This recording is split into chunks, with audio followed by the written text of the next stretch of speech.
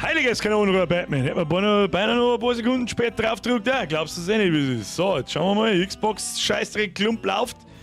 Game Pass ist aktiviert. Die Scheiße ist da. Das muss der Timmy Boy sein. Wer weiß denn sonst? Grüßt du dir daheim? Ich höre mich nicht einmal selber, dann hört sie mich auch nicht. Haben wir ein wenig aussitzen, was das was ist. Erstmal für alle, die nachschauen, weil die sagen ja, das sowieso, habe die Ehre miteinander. Schönen guten Abend. Mein Name Günni. Schauen, weil die sagen. So, ich höre mich selber, das ist gut. So, warum liegt da mein anderes Headset? Das weiß kein Mensch. Das weiß kein Mensch. Zur Tröte will ich greifen. Habe! Übrigens, 1 Bürger, 1 Micker, 1, 20 Uhr, Heide, Miete, oder? Miete! Miau, miau, Motherfucker! Ja, okay, und der Stream ist wieder entmonetarisiert. So schaut's aus. Timmy Boy, kriegst du dir daheim. Jetzt grüßen wir erstmal in den Haufen hinein. Habe die Ehre an den Schal, an den Gustl, an die Hanuta, an den Dogner, an den Wolfdragon, an den Marvel Maniac, an die Waifu. Oder die Waifu. Bist du ein Waifu? Bist du Waifu-Material? Weiß das nicht. Der Basti, die Mainmaker, ja, das ist richtig. An die Königin Elsa, an den Sprenger, an den Atrenia, an den Marvel Maniac. Nochmal, weil wir es kennen, an die Waifin und den Rest der Mods, an den Wooden Beef und an den Gnillwutler. Miau, miau, blä. Miau, miau, blät. So, kennt ihr, schauen wir aus. Der Soundtrack von dem Spiel ist schon einmal erstes Sahnchen. Sagt man das so? Gibt es das Wort Sahnchen? Ich weiß es nicht. Herr Bauer, erst wieder den Resub. Grüß Österreich heute mal. Grüß aus Niederbayern. Junger Mann. So schaut's aus. Gnillwutzler, mir ist wieder in die 13 Monate. Koni, Hack, aus Renningen an der Vollbier-Squad. Kuss auf die Nuss. Teddy Bär!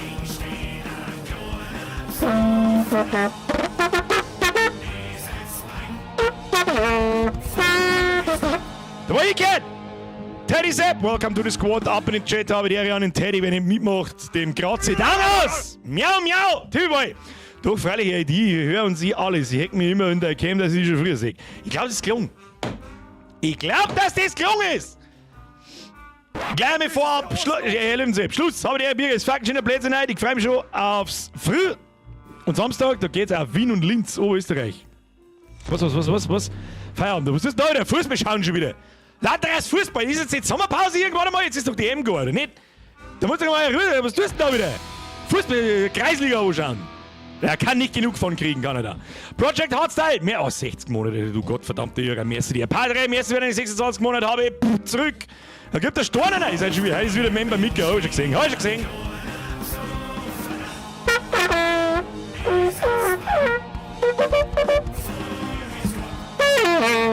Stornen! Welcome to the Squaddle. Miau, miau, miau, miau, miau, miau, miau. Stornen, merci dir. Franz, merci für den Zwiebel. Hole, hock. Merci für den Zwiebel. Kuss auf die Nuss. So, na mit. Ja gut, die kleine Miezi muss halt. Ein herzliches Miau, Miau an alle Durchgeknallten. Passend zum heutigen Tag haben unsere 2 Tiger einen neuen Baum bekommen. Nice. Hashtag Mitzitok, Hashtag Right in the Mau Mau. Right in the Miau Miau. Klar, Miezi, es ist zu viel. Aber du weißt das. Ich glaube, du kennst keinen anderen Betrag als 35 €. Ich weiß nicht, was da über los ist. Miezi, danke dir. Schöne Grüße an deine 2 aufgemotzten Ratzen. Miau, miau, Motherfluffer. Der ist gut. Der ist gut. Das ist ein guter. Der ist lustig, der ist dann zensiert, dass YouTube nichts sagen kann, aber ich habe in die ersten 30 Sekunden schon wieder reingeschissen, das ist eh schon wurscht. Timmy Boy, mir ist wieder ein Resub. Kuss, du bist auch schon wieder 21 Monate, du bist bald 2 Jahre, Grüezi fix, wie kommst du da drauf? Weiß ich nicht. Das weiß ich nicht. Bernie, servus Bürger, auf den Stream, Grüße an alle, ich grüße auch alle. 64 Monate. Bernie, du bist ja auch gestört jetzt. Da muss ich wie immer da stehen aussuchen, wie viel sind 64 Monate. 64 geteilt durch 12. Das war eigentlich gar nicht so schwer gewesen, aber es sind 5,3. Seit über 5. Du bist seit Anfang an, seit Resident Evil 2.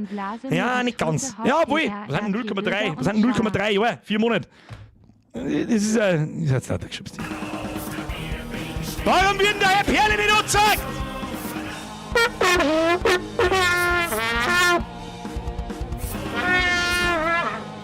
Da kriegst du nochmal die Privatroute hinten geschissen. Pass auf. Only for the Dominik. Kuss auf die Nuss, welcome to the squad. Ich weiß nicht, ihr habt schon wieder, da ist schon wieder aufgehackt, ihr verdammten Gackiwürstel. Kuss auf die Nuss. Hör mal, kannst du einen wo? Berechtigte Frage, die habe ich angefangen zum Suchen um 7:30 heute. Hab ich gesagt, wie es ist. Und ich habe sie nicht gefunden. Und mein Tag ist ruiniert und ich bin maßlos enttäuscht. Genauso wie ihr. Berechtigte Frage. Aber wieso bist du seit 64 Monaten dabei? Das ist noch länger. Das war vor Resident Evil noch. Das macht überhaupt gar keinen Sinn. Übersät mir jetzt. Bavarian Dream. 60G. Ich bin mal gespannt, wie das Pussy-Spiel ist. Ich bin ehrlich gesagt auch gespannt. Ich hab absolut... Warte! Die Saison geht bald wieder hoch. Zweite Nacht, Testspiel in Wien. 60G am Freitag ein Test.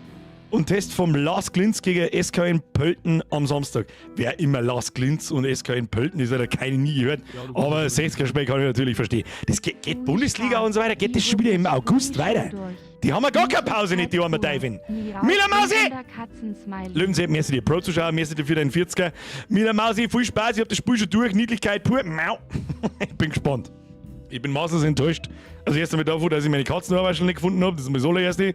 Und ich bin zweitens maßlos enttäuscht davon, wenn ich keinen Knopf habe, wo ich miauen kann. Oder Sachen abschubsen kann. Dann ist kein Katzenspäne. Dann haben sie keine Ahnung. Sag ich dir gleich schon vorweg, frei weg, wie es ist. Übrigens, Vorabwarnung, Schluss jetzt da, lese ich gleich vor. Vorabwarnung, falls der Stream mittendrin weg ist, dann spackt mein Internet rum. Das macht's nämlich heute schon seit 8 in der Früh. Und das ist nicht gut. Dann komme ich sofort wieder. Und jetzt an, ihr müsst...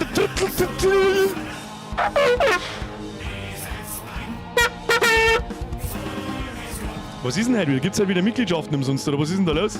Kuss auf die Nuss, Mr. Trüttel, miau. Welcome to the squad, ab in den Chat und ein Trüttelsepp. Sonst gibt's so eine mit der Pranke gewischt. Marvel Maniac, merci für den Euro. Herr Kött, merci dir, iPointify, merci dir. Teddybär, Schluss! Schluss aus, pfui! Sally, denkt, dass ich dir mal was sende, ich verfolge deine Show lang und find's cool, dass du so gemütlich drauf bist. Ich wollte gerade sagen, klingt nach Schweizer Dialekt. Da, 25 Euro haben für euch, ich hab bloß eine Zwiegel 50. Hab ich gehört, persönlich hab das gehört. Ich bin mir noch nicht sicher, weil Zwiegel 50 bei euch fühlt sich bei uns reden nur bei 25 Euro. Wobei, wenn die Inflation so weitergeht, dann wieder 50er.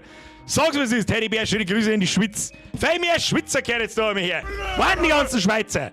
Das hat ja nicht der Teufel, so 2%. Für mehr ganz. Was, wer ist down the Birnbeideln? Der Bornelgrammer, entschuldige mich höflichst. Rammstein-Konzert lasse ich durchgehen. Das lasse ich durchgehen, ausnahmsweise. Aber nur ausnahmsweise. Teddybär, merci dir. Marvel Maniac, merci. Blatttiger, merci dir. Bornelgrammer, merci dir. Julian, merci dir. Halb dritt. So, Lieblingsnachbarn 2. Absolut korrekt, Wifi. Was mir übrigens schon, ich weiß nicht, hört man es im Hintergrund düdeln so?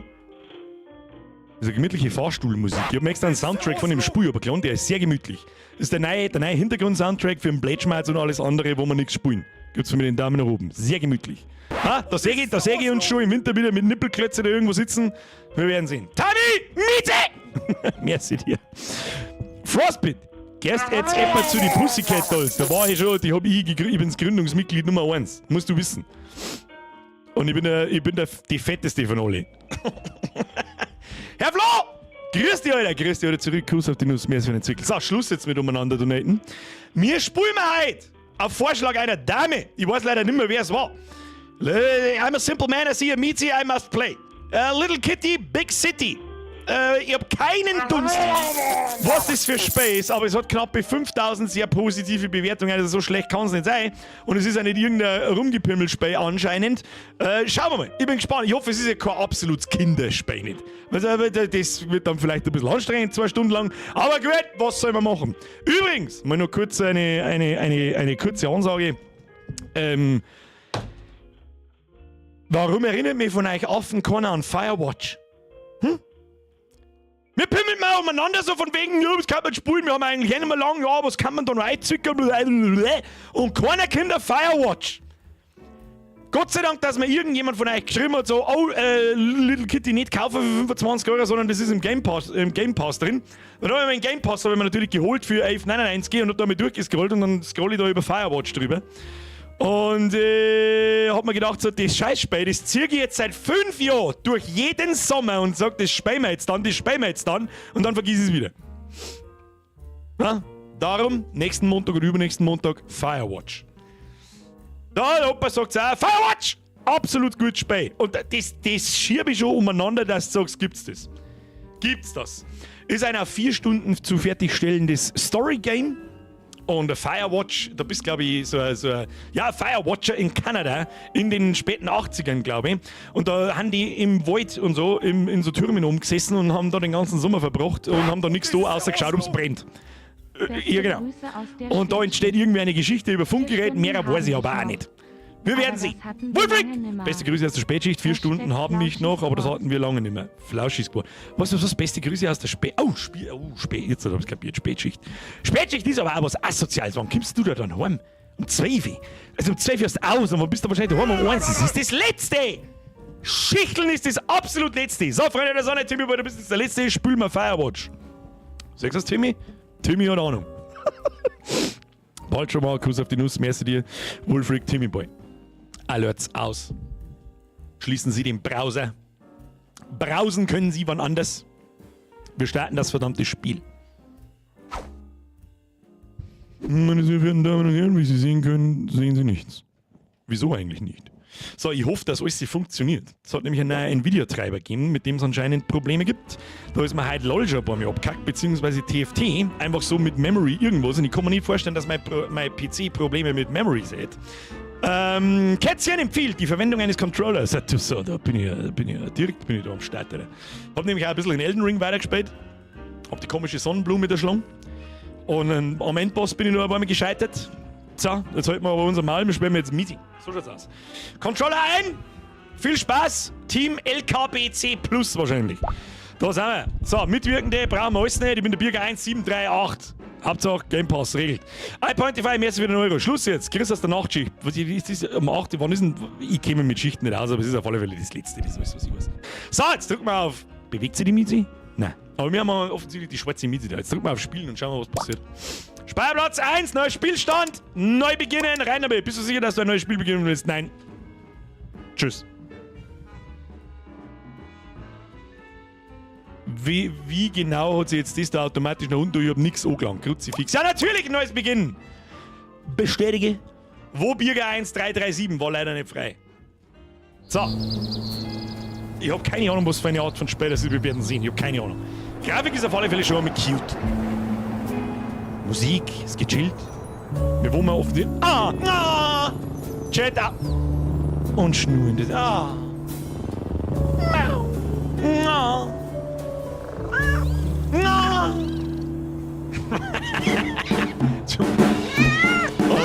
Nicht schon wieder irgendwo runtergefallen. Nein, nicht. Oh Gott. Okay. Ich verstehe. Mit Realismus hat das hier nichts zu tun.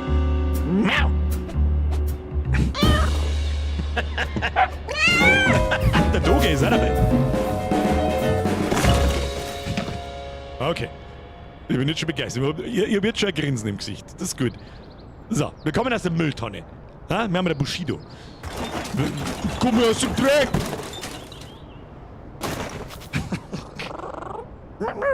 Ach Gott, wenn die ganze Zeit so schmerzen, dann kehre nach Hause zurück. Zum Ansehen, Dingsbums drücken. Das ist eine Quest. Da unten kann man Schrott sammeln, Federn sammeln, Fischis sammeln. Aber es geht so weit nach oben. Für den Aufstieg brauche ich mehr Energie.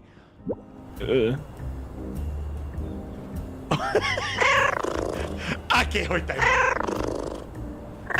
Ich wollte gerade sagen, ich fange meinen Schwanz und dann macht es wie. Alles klar, 10 von 10. Kann ich schnurren? Kann ich schnurren? Ah, ich kann mauzen! Oh Gott!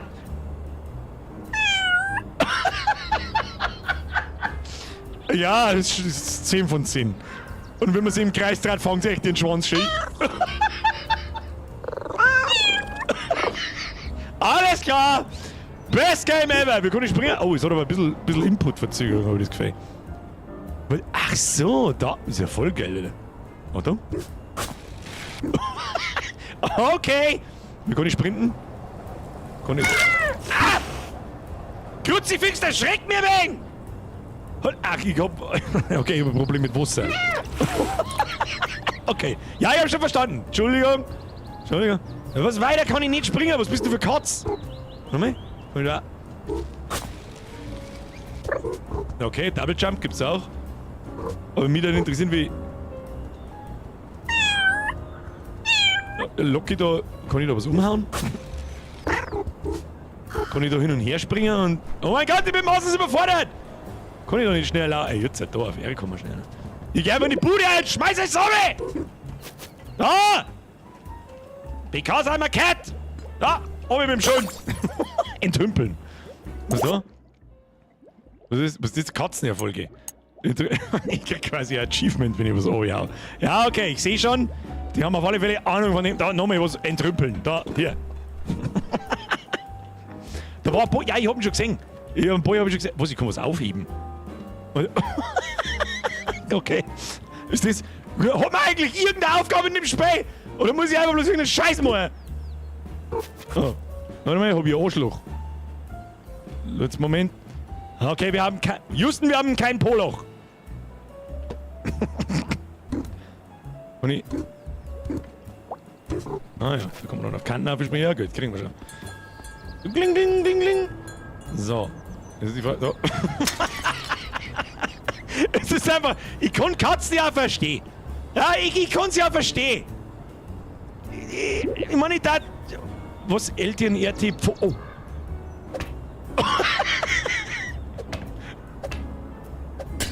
Geil.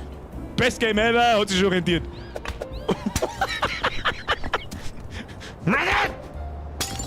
Easy. A gedrückt halten für Präzisionssprung. Was sagt mir der Windzug da? Ja, was für ein Präzision... Also da oben. Hm? Oh! Abflug mit deinem Schuh. Oh, Vogel! Oh, den Vogel. Vogel! Sieh an, wenn das nicht das fliegende Kätzchen ist. Was sind diese, du weißt? Die frisst gleich, du Kackfrisur. Stummlerkeit! Miau, miau, miau, miau, miau, miau, miau, miau, miau, miau, miau, miau. 26 Monate, Kuss auf die Nuss. Redest du mit mir? Naja, ich sehe keine anderen kleinen Katzen, die zum Spaß unschuldige Krähen in der Luft verhauen. Das warst du? Tut mir echt leid. Das war ein Unfall, weißt du? Ein Unfall? Klingt, das bräuchtest du etwas mehr Flugpraxis. Aber ich kann doch gar nicht wirklich fliegen. Und mit dieser Einstellung lernst du es auch nie. Na los! Schlag mit den Flügeln! Flieg mir nach! Du Vollidiot! Ja, und jetzt ein Flug im Zug und zerreißt's mir. Hätt's mir jetzt zerrissen. Hätt's mir zerrissen. Frei weg! Weg mit dem Schuld! Easy. So, schauen wir mal noch. Weg mit dem Schuld! Wird nicht langweilig. Was ist mit ihm da? Oh, I have a... I know what to do. I know what to do. Werde ein Künstler. Natürlich will ich Künstler. I'm a meats, bitch. Ah, hier, plupp. Oh, schmusen. Ja, immer sauber zwischen die Füße sein. Und wenn man dann auf den Schwanz draufzieht, dann auch nicht drüber zünden. Pass auf, ich muss da jetzt... Pass auf, wenn man da... Jetzt. Ja, was? Da ist er. Schenk uns haben. Dome! Na, jetzt gut, Dome! Da, Lücke! Eine rechte! Das ist ja einmal schon laut, oder was? Kann ich das nicht mehr? Nein, kann ich nicht. Wieso haben wir eigentlich ein X am Arsch? Jetzt da mit dem Schund! Nein! Da. Dome! Ja, was weiß ich dann? Muss ich halt deinen Garten oder Trottel? Da werde ich ein Künstler. Ich bin Künstler jetzt. Miau! Ah, geil, auf das habe ich noch gewartet. Ja, genau. Da tue ich tapseln. So. Und dann. Ja, das macht natürlich wieder keine Tapsel. Bin enttäuscht. Miau. Was mit dir? Ja, ich hau dir in die Sorte, mein du Arschloch! Da! Und kannst deine Zähne mit den Brühen hacken. Nein, das funktioniert so nicht. Kann ich sowas wie kraxeln oder so?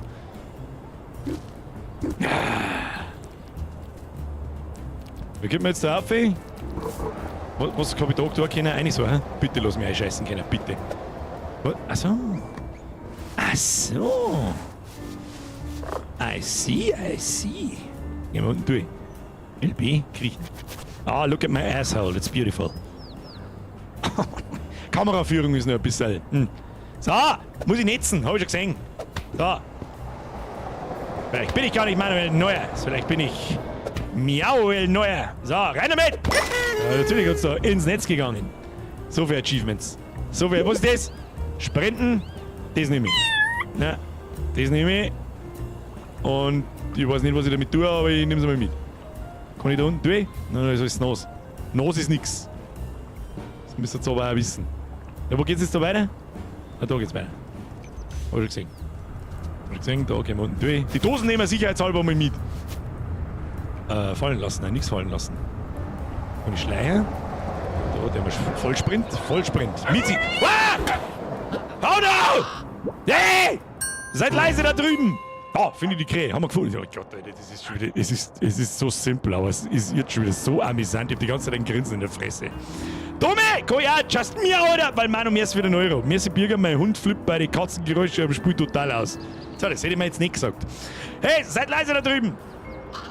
Im Ernst! Diese Hunde denken, die Straße gehört ihnen. Alle, jetzt kommt die Hundegang, die Doge-Gang. Ah, da bist du ja. Warum hast du so lange gebraucht? Hast du vergessen, mit den Flügeln zu schlagen? Ich habe keine Flügel, du depperter Vogel! Was? Wie bist du denn dann geflogen? Bin ich nicht. Ich bin gefallen. Ich bin von meinem Platz am Fenster runtergefallen und jetzt bin ich hier unten. Aber wenn du nicht fliegen kannst, wie willst du dann wieder darauf kommen? Ja, kraxeln, du Kasperl. Wo müssen wir überhaupt hin? Ach, da rauf müssen wir. Oh. Ein ziemliches Schlamassel. Hashtag Schlamassel. Das wird das neue beste Wort 2024. Schlamassel. Nicht wahr? Lass mich mal nachdenken. Ich hab's! Wie wär's mit diesem möchtegern Fliegen von euch flügellosen Kreaturen? Das mit Schnaufen, Keuchen und Krallen. Meinst du Klettern? Hab ich doch gesagt! Ich weiß nicht, ob ich genug Energie zum Klettern habe. Ich war schon hungrig, als ich gefallen bin. Und wenn die freundliche Krähe zufälligerweise einen köstlichen Fisch hätte. Wirklich? Oh, wirklich? Dann bringt uns das in vertrautes Krähenterritorium. Was? Angebot und Nachfrage. Was soll ich lesen? Jetzt kaputt. Für 25 Blinkies kann ich dir einen leckeren Fisch voller Energie geben. Was ist ein Blinky? Du musst doch wissen, was ein Blinky ist. Das sind die schimmernden Dinger, die überall versteckt sind. In Büschen, auf Vorsprüngen sogar, unter Verkehrskegeln. Und sind sie wertvoll? Wertvoll? Sie sind unbezahlbar! Sollte ich sie dann nicht besser behalten? Sollte ich dann nicht 25 Fische für 25 Blinkies bekommen? Sogar die Dialoge haben nur gut gemacht. Sagte ich unbezahlbar? Ich meinte wertlos, sogar gefährlich für jeden, außer für Krähen. Eigentlich dürften sie nicht einfach so in der Stadt herumliegen. Jemand könnte sich verletzen. Also, wenn du 25 Blinkies sammelst, kannst du sie verantwortungsvoll entsorgen. Wir werden Helden sein. Und dann bekomme ich einen Fisch. Klar, für alle. Ich bin dabei. Oh mein Gott. Ich bin mir nicht so hundertprozentig sicher, ob es ein Kinderspiel ist oder sei so oder ich einfach immer noch nicht zu alt bin für sowas. Keine Ahnung. Also, Miezi dabei. Ruhe. Ich hau jetzt alles so. So, hier, weg mit dem Schund. Abflug. So, was ist jetzt unser Blinkies zu ist unsere Aufgabe? Sehe ich das richtig? Oh ja, Blinky. Ich habe einen Blinky gefunden. Ui. Da ist noch ein Blinky, wir haben ihn genau gesehen. Da ist er oben. Wir haben ihn genau gesehen, einen Blinky. Wo ist der Blinky? Da ist der Blinky. Okay, können wir Blinkies sammeln. So, wo haben überall Blinkies? Ist da ein Blinky auf dem Auto oben? Ist da... da oben ist eine ganze Schüssel voller Blinkies. Wie geht man da rauf? Warte, so mal. Oh, kann man da rauf balancieren? Ich probier's! Schau hin! Ja, das haut nicht hin. Kann ich... Nein, was? Wie kommt man da rauf? Wie kommt man da überhaupt rauf? Ich weiß es nicht. Ah! Oh, ist mir abgetüdelt. Na gut. So, kann man da... Ja gut, wenn man kraxeln kann später wahrscheinlich, oder? Oder ich kann ja erst klettern, wenn ich einen Fisch hab. Kriegen wir schon. Verkehrskegeln, ja, guter Punkt! Linke, rechte, ja, linke. Da kannst du sagen. Ich fotz das aber, du Huhn. Was da? Was kann ich mit der Dosen da? Kann ich da Pfand... Oh, gibt's einen Pfandautomaten? Hey, ich bring Dose, du gibst Blinky! Dose gegen Blinky! Kann ich das da so... Weiß ich nicht, vielleicht kann man das einfach abgeben oder so. Oh, nein, anscheinend nicht. Kann man da überall irgendwo...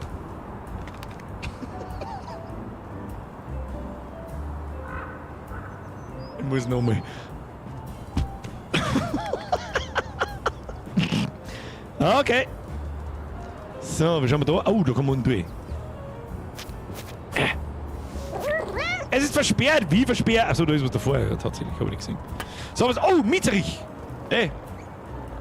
Loch anbieten. Finger probieren. Preiset Finger. Entschuldigung. Das ist der Blödsinn. Hallo. Ich habe mich gefragt, ob du mir vielleicht helfen kannst. Also Blinkies. Bruder, ich brauch Blinkies. Ich bin das Stadtoberhaupt. Wenn ich da nicht helfen kann, kann es niemand. Da hab ich zwar da schon hin. Gut, dass ich dich gefunden habe. Miau, miau, miau, miau, miau. Weißt du, Exzellenz, ich muss nach Hause und ich brauche Blinkies. Und da sind die ganzen Mülleimer und eins nach dem anderen, Liebes. Das klingt alles nach Arbeit. Katzen sind nicht für Arbeit gemacht. Arbeit gemacht. Katzen sind für Unfug und Schnarchen gedacht. Wir sind weich. Wir sind weich und schläfrig. Manchmal etwas launisch, manchmal werfen wir Dinge zu Boden. Ja, aber ich brauche Blinkies. Dein Enthusiasmus macht müde. Ein müdes Stadtoberhaupt kann niemandem helfen. Ich wollte nicht. Jetzt schläft er einfach wieder. Was? Also musst du dem Staatsoberhaupt helfen, seinen Mittagsschlaf zu kriegen. Das ist nur recht und billig. Was? Deine erste Aufgabe als Stellvertreter des Staatsoberhaupts sind die verhassten Marmeladengläser. Wir hassten Marmeladengläser. Entferne diese Schandflecke aus dem Blick des Staatsoberhaupts. Aber es sind nur, jetzt ist doch bloß Marmelade. Es ist ein Symbol dafür, dass der Mensch keine Angst mehr vor Katzen hat. Sie stellen ihre Glasgefäße in die Regale und erwarten, dass sie dort bleiben. So kann es nicht weitergehen. Das ergibt wohl Sinn. Aber wenn du entfernen sagst, meinst du stoßen, schieben, zerdeppern. Das Splittern der Gläser wird ein Schlaflied für mich sein. Und dann hilfst du mir? Das Stadtoberhaupt kann ich bei dem Lärm der symbolischen Marmelade nicht hören. Egal, was ist. Also... Oh, da ein Marmeladenglas, ich hab's genau gesehen. Du jetzt, du mir weg da, sonst fangst du nicht, du Kackfrisur. Ja, ich spring jetzt da ein wenig auf deinem Obst umeinander, damit da nichts passiert. Dann springen wir da um, oder auch nicht. Wir kommen da auf, ey. Ja, wir werden sehen. Ich probier's. Ja, sechstens. Ja, da auf, ey. Mama, mir wurde zuteil, Marmeladenglas oben zum Schmeißen. So, hier, tschüss dann! Oh. Wir kommen da auf, ey. Wieso kann ich jetzt nicht mehr springen? Ah! Hinfahrt! Sauber entrümpelt. So ist gut. Okay. Abflug mit deinem Schund. Da hinten ist noch ein Marmeladenglas. Ja, springen wir da um. Warum hat es bis 2024 gedauert, dass wir ein Spiel kriegen, wo man eine Katze spielen kann, die Katzen sagen wo? Start überhaupt beim Einschlafen geholfen. Easy. Oh, waren wir jetzt? Wir haben jetzt durchgekommen! Wollte, aber da bleiben wir mal kurz. Warte. Ah, da wollen wir da! Ah! Das wollte ich nicht! Da die Alte ist schuld! Aufheben! Oh, ich kann dir das Handy klauen! Na! Was? Du Kackfritz! Nein, nicht! Ich nimm das! So, ich habe ein Handy. Ring, ring, ring, Motherfucker! Das legen wir das hier jetzt einfach mit durch. So, Staatsoberhaupt. Purf! Der Staatsoberhaupt kann jetzt schlummern. Bevor du das tust, Exzellenz, hast du gesagt, du könntest helfen. Ja, das Staatsoberhaupt wird dir jetzt wertvolle Hilfe leisten. Dankeschön. Weil du mir geholfen hast, lehre ich dich, wie man offiziell auf Marmeladengläser reagiert. Moment, was? Oder alles sonst, das schrecklich ist. Voila! Igitt, das ist mein Igitt-Gesicht. Igitt, was? Du kannst jetzt jederzeit dein Missfallen kundtun, indem du Y gedrückt hast. Aber wieso? Das war nicht gerade was. Der Staatsoberhaupt hat deine Dankbarkeit nicht nötig, Liebes. Oh, Entschuldigung, ja. Danke oder nicht danke. Und jetzt muss sich der Staatsoberhaupt ausruhen. So schläfrig, so unfähig weiterzuhelfen. Aber... Das war sprichwörtlich total für Katz! Was ist... Die Zeichnung da oben. Miau. Muss ich das kurz mal hinlegen. Ja, erstmal. Ja. Was haben wir da noch?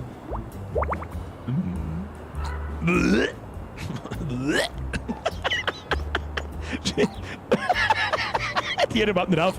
Stark. Ja. Der Uli unten rum wieder 8 Wochen nicht gewaschen hat. Viel Teufel. So, wir brauchen Blinkies! Da hinten blinkt's. Was ist denn das da eigentlich? Na, ist ein Gaby rum auf dem Kanaldeckel rum. Oh, was ist da los? Da ein Blinkies, ich hab's genau gesehen. Hier, Blinky. So, schauen wir mal da rein. Ist da ein Blinky herin? Entschuldigung, führen Sie Blinkies? Haben Sie Blinkies? Hallo? Kann man da was manken? Nein, kann man nicht. Gehen wir da mit durch, schauen wir, was hier geht.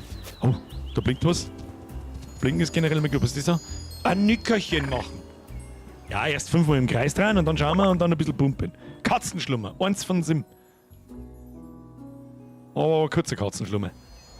Ich sag da eher da hinten diesen Bonsaibaum, der muss sterben! Geh weg! Na, kann ich so nicht stehen lassen. Der Chamäleon. Was tut das so? Lass mich da auf. Ach, verdammt. Geh mir da nicht auf, oder was? Das kann ich nicht glauben! Hast du einen Besen umgehauen? Besen umhauen! Kann ich da nicht? Jetzt halt. Geht da. Also. Chamäleon! Hi! Ja, jede Katze zu jedem Chamäleon immer. Hallo? Ist das Chamäleon? Redest du mit mir? Was sagst du sonst, Deppern? Du kannst mich sehen? Pantomime-Meleon. Ja? Verblüffend. Ich bin noch niemandem begegnet, der meine hervorragende Tarnung durchschaut hat. Naja, du bist neongrün. Bedeutet das etwa, dass meine Kräfte schwinden? Übrigens ein sehr schönes Detail, dass die Sprechblase des Chamäleons die Farbe wechselt. Wer bist du? Deine Kräfte? Bist du etwa ein Zauberer? Das bin ich. Wenn du mich sehen kannst, siehst du vielleicht auch den Zauberhut, den ich trage. Das stimmt. So können andere Zauberer wissen, dass ich die Gegend patrouilliere. Dann können sie dich also auch sehen? Auf keinen Fall, ich bin für alle unsichtbar. Deshalb bin ich so überrascht, dass du mich bemerkt hast. Ich bin zum Beispiel so gut darin, mich zu tarnen, dass ich sogar meine Worte verschwinden lassen kann. Sieh dir das an.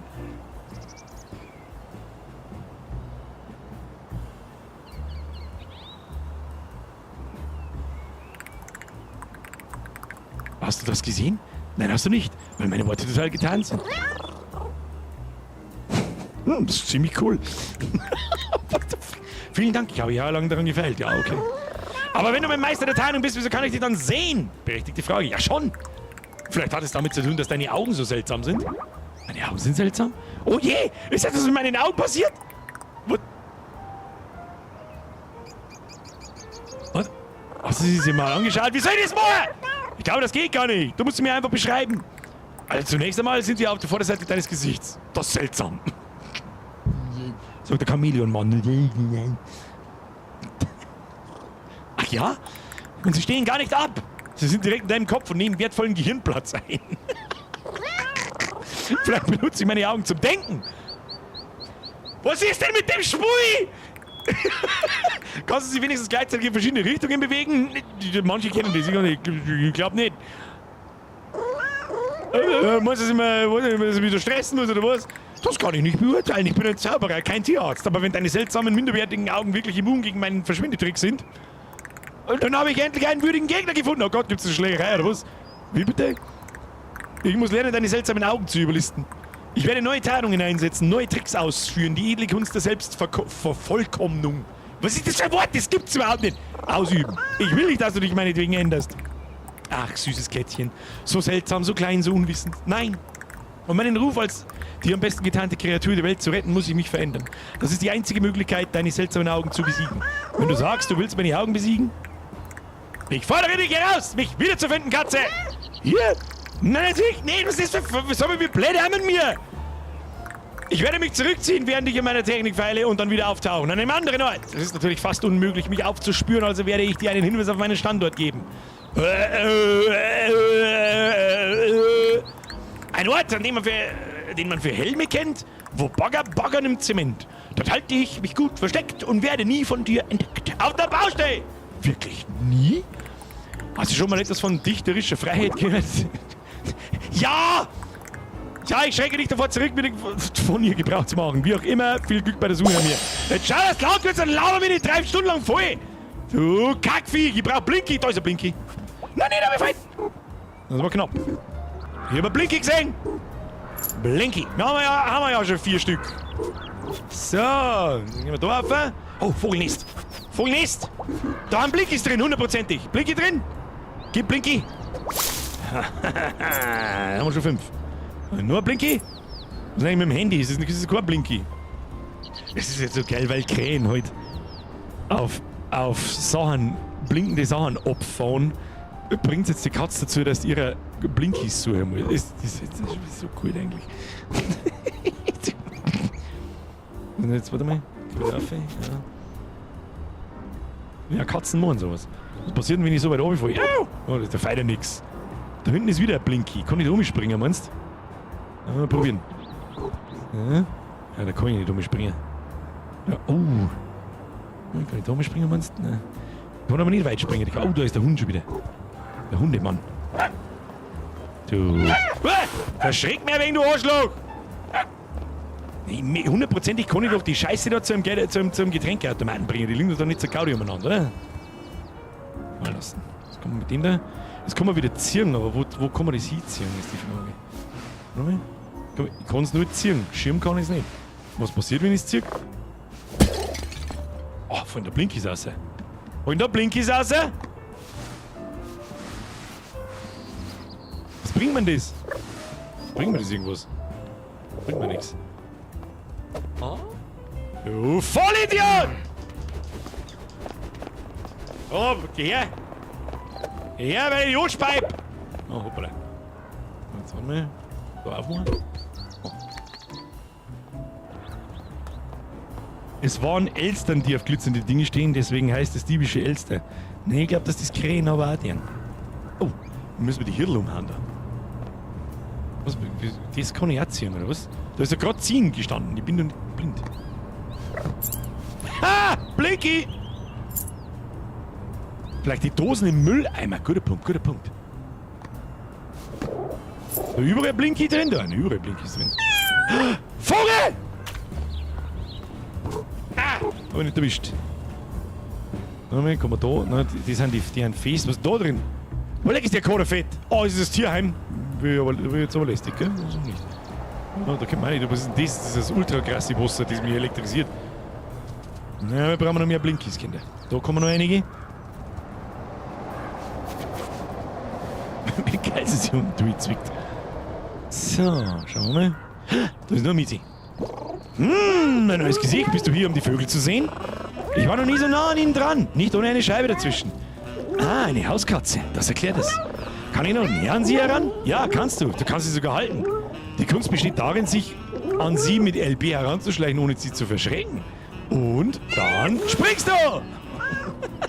Das kam überraschend. Das sind die besten Sprünge immer, Kleines. Aber sie sind sehr vorsichtig. Vor einer kleinen Katze nehmen sie sich sicher in Acht. Aber es gibt ja noch die Brotstrategie. Die Brotstrategie? Die Brotstrategie! Brot! Sie funktioniert folgendermaßen. Du gehst hier, versteckst dich und schreist dann von hinten einfach Brot und dann springst du ins Maul. Erstens, Brot.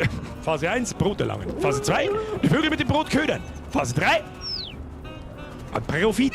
Springen! Ja, immer springen heißt. Ah, okay, ich hab's verstanden. Brot plus Vögel gleich fangen. Aber hast du etwas Brot, das du mir ausleihen kannst? Leider nicht. Brot kommt von Menschen, nicht von Katzen. Sie haben es in ihren Taschen, ihren Aktenkoffern und sogar in ihren geballten Händen. Gehört es dadurch Ihnen? Vorübergehend schon, aber es könnte dir gehören, wenn du die Kunst des Fußstreifens lernst. Die Kunst des Streife, LT-Erte, streife einfach ihre Füße, wenn sie an dir vorbeigehen. Beim Stolpern lass dir das Brot fallen. Vielen Dank für deinen Ratschlag. Die Top-Tipps sind das. Aber jetzt, oh, warte mal. Wir gehen mal von hinten. Wir kommen von hinten. Kommen von hinten. Hat der Vogel auch Blinky dabei? Ne. Ah, und dann muss ich nicht drücken müssen. Na gut, ist wurscht. Ich hab einen Blinky gesehen. Lass mir Brot fallen! Gib Brot! Brot! Gib Brot! Ah, du Arschloch, musst wieder durch die Wasserlocke durchreisen, du Zipfeladam, du. So, ne, hoppla. Blinky, hast du auch Brot? Jetzt haben wir von mir alle Brot. Brot! Was? Wieso fällt denn jetzt da wieder keiner um? Haha! Brot! Ich habe Brot! Das ist der Start, da kann es sein, da waren wir am Anfang. Da waren wir. Oh, halt, stopp, das lassen wir mal schnell fallen. Ja, jetzt ein Bier mit Start, du Hundsviech. Nichts gegen Hund, aber heute schon ein bisschen was. Oh nein, ich hab einen Vogel angelockt. Das wollte ich eigentlich nicht. Ist da Blinky irgendwo? Oder ah! Ja, ich trage meinen Bagel wieder woanders hier oder einen Donut oder was. Oh, warte mal. Der Vogel, der liegt nicht richtig. Warte mal. Hat mir jetzt der Vogel hochgeschissen, sag ich das richtig? Spinnst du oder was? Oh, okay.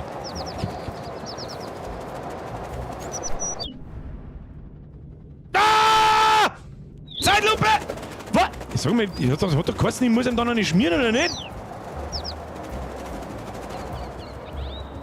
Verdammter Vogel. Wir holen jetzt einen Vogel. Ja, wie soll ich denn einen Vogel in der Wasserlocke drin fangen? Sag mal! Sag mal! Ich geh da mit der Wind drehen.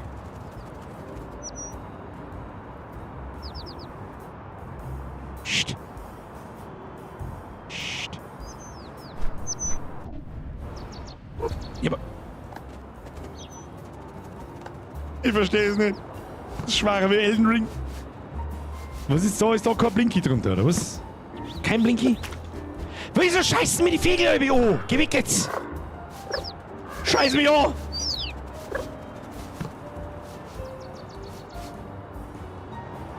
Und jetzt der Vogel oben, jetzt... Ah, da! Wir haben ihn angelockt.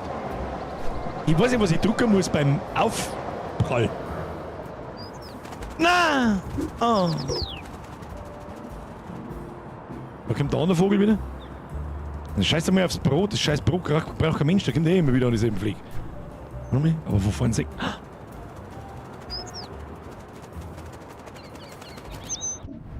Was muss ich drücken? Ich drücke einfach alles.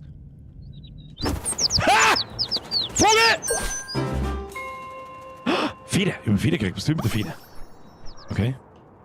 Okay, da ist noch einer. Da ist noch einer. Der landet da hinten beim Brot. Landet beim Brot. Ja. Ist schon gut. Psst. Ich hab einfach gar nichts gedrückt, glaube ich. Ich muss gar nichts drücken, wie sie sagt. Ich hab doch gesagt, ich muss was drücken. So schlau. Naja. Easy. Braucht trotzdem immer noch. Streichelstar. Da, hier, schmusen. Ich bin der Streichelstar jetzt. Da hast du noch ein Stück Brot dabei, du Rindviech. Da, komm. Ja, das ist mein Handy, du Arschloch. Tschüss dann. Okay, tschüss. Da geht das Versteck jetzt da so. Ah! Also die laufen mir die ganze Zeit nach, okay. So, da können wir immer noch nicht auf. Ja, wo? Sag mal, wie viele Blinkies habe ich? Ich weiß 9! Wo sollten die nur so viele Blinkies herkriegen? Ich brauch Blinkies. Terror Place, Kuss auf die Nuss, merci für den Resub. Hab ich sonst jemand übersehen? Bavarian Dream, merci für den Euro. Domi, merci für den Zürich Fußki, weil Manu Stürmler gleich Bavarian Dream, Rest Pussy aufs Nussi. Ich brauch Blinkies. Ich stehe gerade in der Arbeit, Nachtschicht und schau Bierger, Best Life. Ich schau gerade ein Bierger zu, wie er Miete spielt. Kann man da irgendwie auf? Irgendwie muss man doch da. Da oben ist ein Blinky, ich hab ihn genau gesehen. Ja, da oben ist ein Blinky. Ah, und der Vogel. Vogel war auch da gewesen. So, jetzt gehen wir weg da. Da ist ein Blinky. Mehr Blinkies brauchen wir. Blinky. So, und dann gehen wir mit da rein. Da waren wir noch nicht drin, da steckt nämlich irgendeine fette Katze.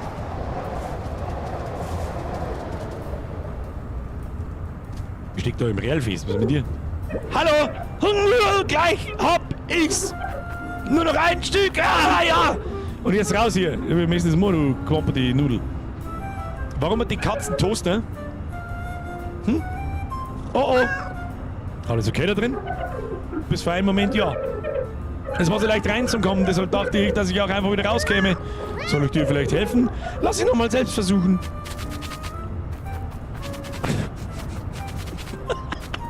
Kennst du das, wenn Katzen was am Kopf haben und gehen dann immer rückwärts, weil sie meinen, sie gehen einfach raus und dann ist gut? Jetzt kannst du mir helfen, bitte. Wenn ich von hier drin drücke, kannst du mich dann ziehen? Freilich kann ich das. Da packe ich die am Schwarf. Und los! Rette Fragezeichen aus dem Rohr. Oh mein Gott, das ist ein Waschbär! Vielen Dank! Gern geschehen. Was hast du denn da drin gemacht? Ich habe nach Federn für meine neue Erfindung gesucht und habe etwas im Rohr funkeln sehen. Ich nehme an, dass es sich um die berühmte Gecko-Gedenkmedaille in der seitenverkehrten Sammleredition handeln musste und naja, ich ging hinein. Was? Ich habe den Erfolg mit meinen Gedanken manifestiert. Hat es funktioniert? Nein. Aber stell dir vor, es hätte... Und was solltest du mit diesem seitenweise Sammel-Gecko-Dingsbums? Das sind Medaillen mit einem seltsam auf dem Kopf stehenden Prägefehler. Der Gecko wie ein komisches Seeungeheuer aussehen lässt, das radioaktiver Strahlung ausgesetzt ist. Das ist der Anspielung auf den scheiß Godzilla, oder? Anstatt wie einen großen Gecko, der radioaktive Strahlung hat. Was labert denn der? Die Dinger sind sind ein Vermögen wert, aber stellte sich heraus, dass es ein normales Blinky war und dann steckte ich fest. Willst du es haben? Ja, bitte! Blinky! Dankeschön! Was ist jetzt? Hattest du gesagt, dass du eine Erfinderin bist? Ja, irgendwie schon. Ich bin eine magische Ingenieurin, halb Hexe, halb Erfinderin, halb Wissenschaftlerin. Ja, was jetzt? Bist du eineinhalb Hexen oder was? 3 Hälften? Eine von ihnen lebt in der magischen Dimension. Sie, naja, ich kann quadratische Gleichungen in meinem Kopf rechnen. Gott, wieso ist das? Warum ist denn da jetzt ein schizophrener Red Panda? Ich check's nicht. Wobei letzteres wirklich ganz schön unverschämt ist. Und ich bin eindeutig ein Tanuki und kein Waschbär. Ja, ist ja gut, ein schizophrener Tanuki. Leck mir da am Arsch. Was ist ein Waschbär? Eine Art Bärenfuchs mit einem lang gestreiften Schwanz. Manche behaupten, er sehe aus wie ein Tanuki, aber das finde ich nicht. Woran hat er arbeitet? Ah, das ist ziemlich aufregend. Deshalb brauche ich ja die... Moment. Riechst du nicht auch Federn? Wonach riecht eine Feder überhaupt? Vielleicht hast du auch Migräne. Was? Du hast irgendwo Federn bei dir, ich weiß es. Weiß der Himmel, wo du sie aufbewahrst? Ja, in meinem...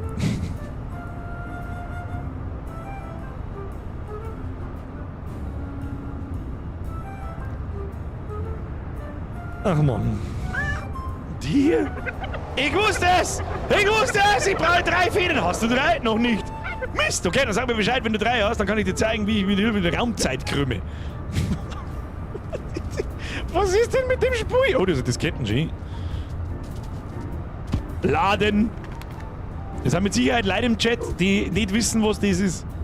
Ja, oder wie es funktioniert. Oh, da komme ich auf. So, hab ich gesehen. So, ist da Blinky um? Gebt Blinky. Blinky wo? Oh, ganz viel Blinky ist schon. Achtung. Blinkies, ich komme. Ja. Blinky, Blinky. Blinky, Blinky, bitch. Und wir springen wieder da. Ist da hinten eine Angel? Eher nicht. So, wo sind wir? Ich brauche mehr Blinkies. Und einen Vogel. Da hinten ist ein Vogel, oder komm ich nicht hin? Okay. Wer von euch Spackos hat Brot? Wer von euch Spackos hat Brot? Du hast Brot. Gib Brot! Oh, das ist jetzt mein Brot. Tschüss dann. So, Vogel wo? Vogel! Das platzieren wir jetzt da. Kommt dann der Vogel von selber, oder wie läuft das? Versteckt mich jetzt da so? Ja, versteckt mich hinter dem Hütchen. Hinter dem Hütchen. Das ist meine Baustelle. Vogel wo? Oh, da oben ist ein Blinky, ich hab's genau gesehen. Ich hab's ganz genau gesehen, aber da müssen wir erst da durchkommen, ich weiß nicht wie. Der Vogel, der lässt sich gar nicht überall anlocken. Wo sind die verdammten Vögel? Da! Oh.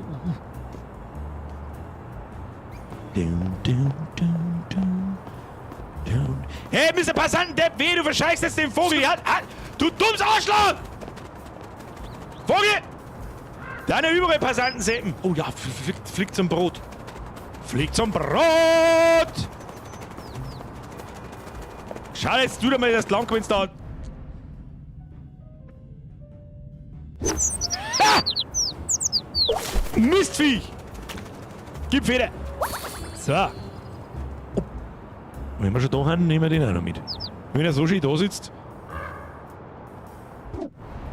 Oh, das hat gelangt. Haben wir die Chance gefunden. Easy peasy, lemon squeezy. So. Wo war jetzt die fette Katze, glaube ich? Slow-mo miau. Slow miau. Oh, da ist die Baustelle, von der der andere geschmatzt hat. Mein Gott, das kann so einfach sein. Es ist mal sehr entspannend, mal so eine Art, so ein einfaches Spiel zum Spielen so. Also einfach, und nett, ist wirklich nett gemacht. Oh, wie aufregend, gib's mir! Oh, wo sind meine Manieren? Bitte gib sie mir! Ich möchte sie erst einmal behalten. Klar! Besorge 3 Federn für Tanuki. Vielen Dank. Jetzt möchtest du eine coole Erfindung sehen, die die Raumzeit krümmt. Bestaune die Magie der magischen Ingenieurskunst. Aha. Tolles Portal, was? Rate mal, wohin es führt. In die Kanalisation? Nicht mehr! Dieses grelle, wirbelnde Leuchten sind nicht Kanalisationsdämpfe. Es ist Magie. Und das bedeutet, dass es jetzt Teil des Bedbug-Themes ist. Meinst du nicht? Ach, heute dein Maul. Meinst du Netzwerk? Meinte ich nicht. Es ist ein Netzwerk, aber es ist für dich. Ein Haustier. Wo führt das hin? Also es ist nur ein Beweis, dass es funktioniert. Also führt es eigentlich nur darüber. Was? Ich sehe überhaupt nichts vor lauter Sprechblasen. Aber es führt an diesem Zaun vorbei, da solltest du deine Bewunderung nicht zurückhalten. Spring rein! Freilich spring ich da rein. Los. Wow! Und ich da jetzt umeinander fliegen. Was ist denn jetzt? Dann gib Bescheid, ob es funktioniert. Moment, was? Oh Gott, so wie Regenbogen! Oh, Mülltonnen. Tada! Wo ist tada? Lass mich raten, ich bin in der Mülltonne drin.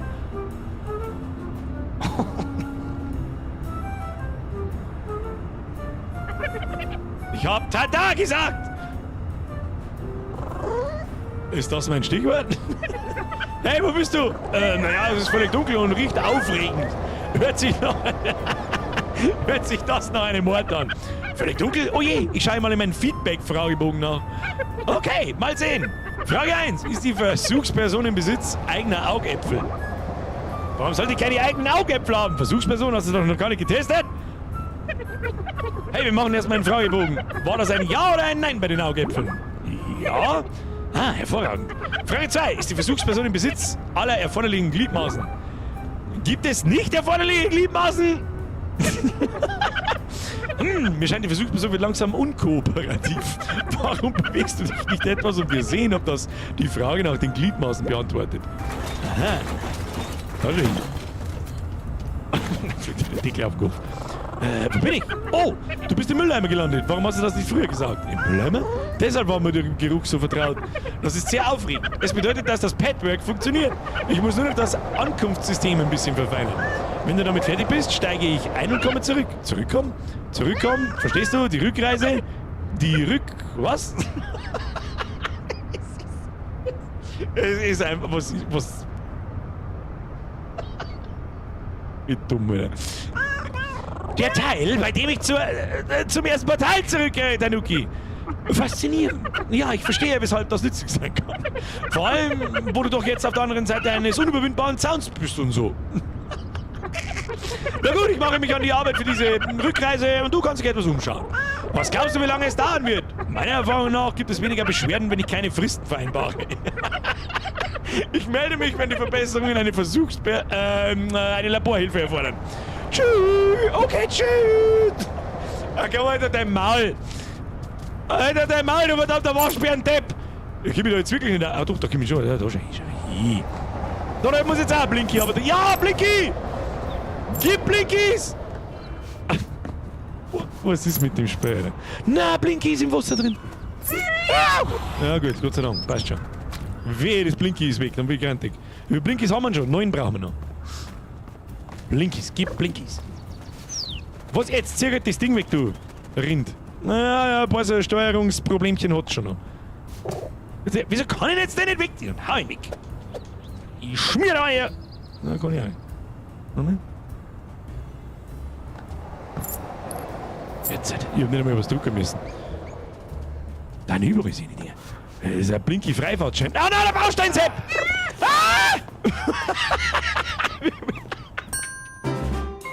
Aber wo ist Hausverbot? Dein Mammuthausverbot! Jetzt geh weg! Ich scheiß dein Sandkasten, du Huren! Wenn ich mit dem Engel schön tue, dann muss ich warten, bis er jetzt zum Sickern dumm ist, oder was? Hat der Hinterhang? Ja, Penner. Mann, da die jetzt da gerne in den Sand einkagen. Sagt das freiwillig, was ist. Mein Gott. Oh, da kann ich mich verstecken, oder? Kann ich mich da verstecken? Nein, breit. Aber warte mal. Nein, den brauchen wir nicht. Kommt man da oben irgendwo? Weiß ich nicht. Oh!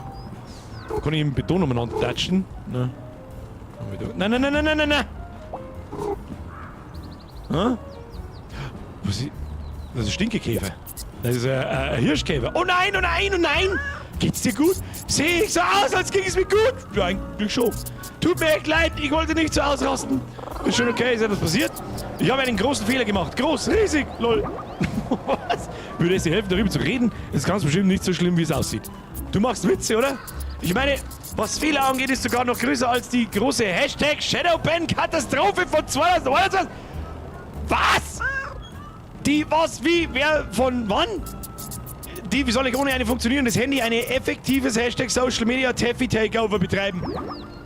Wieso benutzt du beim Sprechen ein Tic-Tac-Toe-Raster? Okay.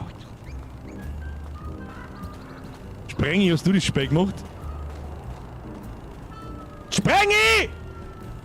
Ob du das Speck gemacht hast, hab ich gefragt! Was ist dein Handy? Das Tic-Tac-Toe-Muster. Halt doch dein Mann. Meinst du die hier? Hashtag? Ist das Hashtag so ein Hashtag oder Zauberspruch? Irgendwie schon. Aber du brauchst nicht so viele davon, lol. Also eher Hashtag so? Genau, man nennt sie übrigens Hashtags. Man nutzt sie, um seinen Content mit verschiedenen Online-Bereichen zu verknüpfen. Was weißt du denn, Hirschkäfer von Online-Bereichen? Laber nicht! Das klingt nach Zauberei. Kann ich diese Bereiche mal sehen? Nicht nur mein Handy, und mein Handy sieht derzeit leider so aus. Ah, da ist ein Betonbrocken drauf auf dem Handy. Ah, okay, ich hab schon gecheckt, da müssen wir ein Handy klauen. So aus. Oh, mein Mensch hat auch so eins, aber es ist nicht so klebrig. Das ist meins in der Regel auch nicht. Ich habe es in nassen Beton fallen lassen. Lol. Was bedeutet LOL? Oh, das bedeutet einfach laut lachen. Aber du hast doch gar nicht gelacht. Du warst traurig. Ja, das ist ein wunderschöner Spiegel. Ja, aber wenn ich traurig bin und LOL sage, merkt niemand, dass ich traurig bin. Das war zumindest der Plan, LOL. Es ist eine, boah, ist das eine unterschwellige schöne Nachricht, Alter. Die ist meilenweit deeper, als man damit rechnen würde. Ganz genau. Und du bist sauer, weil du das Handy-Dings fallen gelassen hast? Ja, ich brauche es für die Arbeit. Taffy wird mich ganz sicher freuen, wenn ich es nicht präpariere, lol. Wer ist Taffy? Der Laffy Taffy. Sie ist sozusagen mein Boss, oder sie wäre es, wenn sie mich bezahlen würde. Sie ist eine Ikone, ein Phänomen, ein Albtraum. Ich glaube, die Pelzwoche nannte sie die flauschigste Milliardärin im Internet. Lol. Ein flauschiger Albtraum. Moment mal, ist Taffy eine Katze? Taffy ist die Katze. Lol. Das da oben ist sie. Wo? No. Mieti? Oh, ich kenne sie. Ich kenne sie immer am Handy-Dingsbum von meinem Menschen. Da wäre ein Dream, merci dir. Schätze am Singen, dass das immer 30 Jahre immer so viel Spaß und so ein schöner Heim und Spur am Go und es ist so gut und cute. Ich glaube, ich brauche nicht dazu sagen, dass das der absolute Cuteness-Overload ist. Oh, ich kenne sie. Danke dir übrigens. Ocean Man, merci für deinen Drilling 33. Ich hoffe, du bist nicht da und ich hab dich nicht gesehen. Member Montag, Member Mittwoch, Fight nur Donnerstag. Das stimmt. Müssen wir morgen nur einen Stream erschalten. Merci dir. Sie hat das coolste Haus und die besten Outfits und das flauschigste Fell. Geh heute dein Maul, woher weiß denn die Katze irgendwas oder nicht? Die Outfits suche ich aus und ich style ihr Fell. Ich suchte hier gerade nach Inspirationen, als mir das Handy runterfiel. Was denn? Nach dem Beton-Irokesen. Kein Handy bedeutet kein Internet und kein Internet bedeutet kein neuer Taffy-Content für ihre Fans, lol. Das ist ja furchtbar. Wir müssen das in Ordnung bringen. Lass mich nachdenken. Ja, ich klaue einfach irgendeinem Trottel auf der Straße das Handy. Sagte die schwarze Katze. Ich weiß, ich besorge dir ein neues Handy. Kannst du das? Ich denke schon. Die Menschen haben alle mindestens ein Handy-Dingsbums. Also leihen wir uns einfach eins. Sie lieben Taffy, also werden sie gerne helfen. Warte hier, Beetle. Ich bin gleich mit deinem Handy zurück. LOL! Danke. Oh. Spreader. Alles muss runter. Alles muss weg. Alles muss weg. Alles muss weg. Hinfort. Hinfort. Der Vogel hat mich schon wieder fast angeschissen. Oh, das schmeißt mir auch weg. Da haben viele Blinkies. Da haben sehr viele Blinkies, ich hab's genau gesehen. Gib mir alle Blinkies. Ich brauch alle Blinkies. Ich brauch alle die Blinkies. Oh, haben wir schon 20, haben wir es gleich durchgespielt. Ist nur ein Blinky?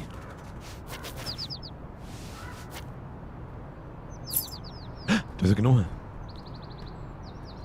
Kann ich da einen Hund bestechen damit? Wo ist denn der Bauarbeiter? Bauarbeiter Sepp. Ah, der kommt! Ah, er kommt! Nein! Oh. Was ist jetzt? Was?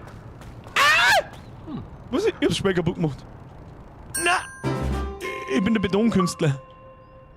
Ich bin der 4000 km/h Mietz! Na, was soll ich machen? Oh mein Gott. Oh mein Gott.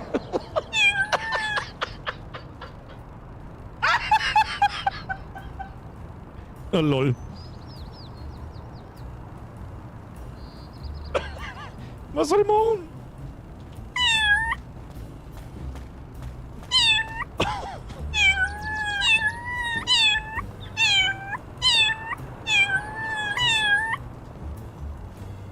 Oh. Ja, was tue ich jetzt? Tu mich... Was ist mein Inventar? Ich weiß nicht, was mein Inventar kann, aber... Oh shit, Alter. Ja, das hilft nicht jetzt, dann muss ich...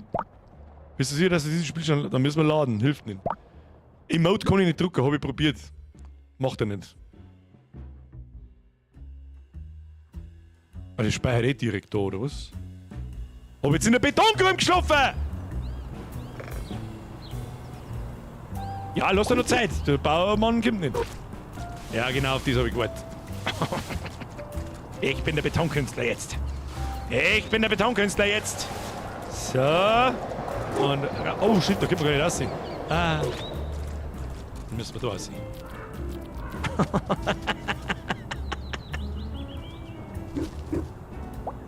Das zählt übrigens nicht als doof. Sondern... Nein, nicht mit! Ah, ich bin nicht mit! Lass mich in Ruhe!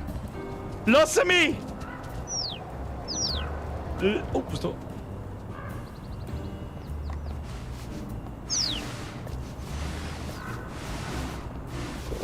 Ah! Ah! Ah!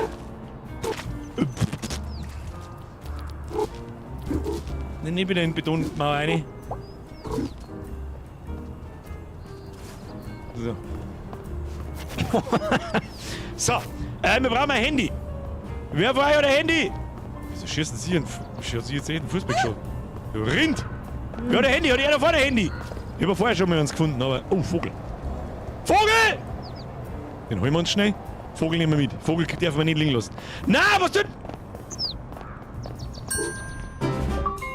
Oh, jetzt haben wir ihn mal zusammengeschlagen. Ein Stück Brot. Da kehren doch die Dosenei. Hä? Kennt ihr die Dosenei? Was sagt ihr? Schauen wir mal, ob wir Dosen finden. Damit Dosen hier. Oh. Ha! Sag ich doch! Fucking obvious! Haha! Dose gegen Blinky. Franz, was ist mit dir? Hast du dein Handy, nicht hast du das Sandwich? Mit dem kann ich nicht telefonieren. Tut mir leid. Du hast Handy, du Trottel! Da geh jetzt! Da! Ja! Das ist jetzt mein Handy, du. Du Klabauter. Oh, der verfolgt mich wieder. Ich lauf! Ich lauf! Bin schon gut, wo ist der Pause? Nein, der kommt gleich. Warte mal, was soll man? Oh, das wird eng. Das wird knapp. Das... Nein, ich springe einfach da rein, da können wir nicht nachfolgen. Oh. Hochgelaufen, Entschuldigung. So. Au! Schon wieder hochgelaufen. Wir kommen zum Beetle gleich wieder auf. Ich glaube, da ist also ein Aufgang aufgegangen. Warte mal. So. Und nie wieder stecken bleiben, Kim. Steuerung ist ein bisschen... Geht so. Gibt Abzüge in der B-Note. So. Da, ich will dein Radio ab, du Arschloch! Den ganz dann. Du Penner! Ne, da war der Beetle ja gar nicht. Was ist denn das Seil da? Kann man das auch werfen? Nein, kann man nicht. So, Mr. Beetle, du kriegst dein Handy wieder. Da, hier, Handy. Du hast es geschafft! Vielen, vielen Dank. Magst du das alte haben? Es macht immer noch Fotos. Du kannst nur keine E-Mails mehr schreiben und so. Was sind E-Mails? Du schreibst keine E-Mails? Ich glaube nicht. Also. Warst du noch nie in CC oder hast du eine Abwesenheitsnotiz erhalten? Nein, aber jetzt, wo du es sagst, ob man zu Hause wohl schon von meiner Abwesenheit Notiz genommen hat. Was für ein glückliches Offline-Leben du führen musst, Kätzchen. Naja, jedenfalls ist hier dein Handy. Toll, jetzt haben wir ein betoniertes Handy. Ein Handy, das in Beton getaucht wurde. Die Smart-Funktionen sind zwar beeinträchtigt, aber die Kamera funktioniert noch. Drücke nach unten, um den Fotomodus zu öffnen und Fotos zu machen. Eigentlich sollte sie jetzt zur Feier des Tages ein Selfie machen. Ruf die Kamera auf und mach einen Schnappschuss. LOL. Bitte lächeln.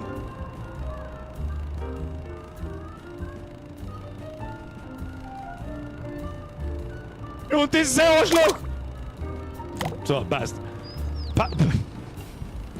Sprenge, das musst du gemacht haben, das Spiel. Es ist unmöglich, dass du nicht der Entwickler bist. Lüg mich nicht an, red keinen Scheiß. Glaube ich nicht. Glaube ich nicht. Oh, was ist denn das da hinten? Das blinkt voll. Was ist das da? Geh mit um. Meinst du? Geh mit um. Probier's. Ha! Was ist das?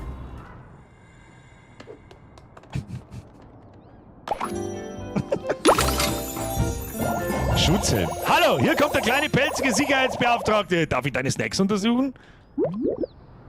Moment.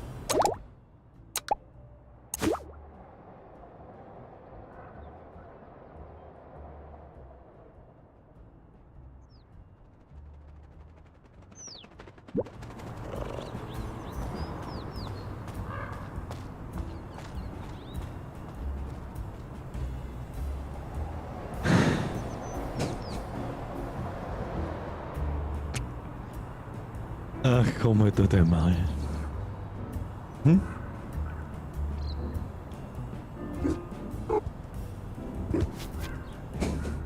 Oh, was war mit dem Knochen? Wir haben doch einen Knochen gehabt. Oh. Da müssen wir noch mal um. Müssen wir noch mal den Bausteine, den holen wir. Den Knochen, der ist da hinten gelegen. Ich glaube, den haben wir wahrscheinlich verloren. Den haben wir wahrscheinlich verloren durch unser Safe-Game-Malheur. Hoffentlich ist er noch da. Ansonsten haben wir das Spiel kaputt gemacht. Ah, Gott sei Dank. Oh Mann. Da habe ich schon gedacht, dass wir den Hund. Dass wir einen Hund bestechen können. Vogel.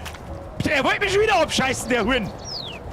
Ach, da kommt man aber nicht aussehen, das vergiss ich aber. Oh, jetzt wird's eng, Ich seh nix. Da kannst du mir Arschloch anschauen. So, jetzt können wir da rundum. Nein! Ach, das ist doch alles ein Chaos, was ich da tue!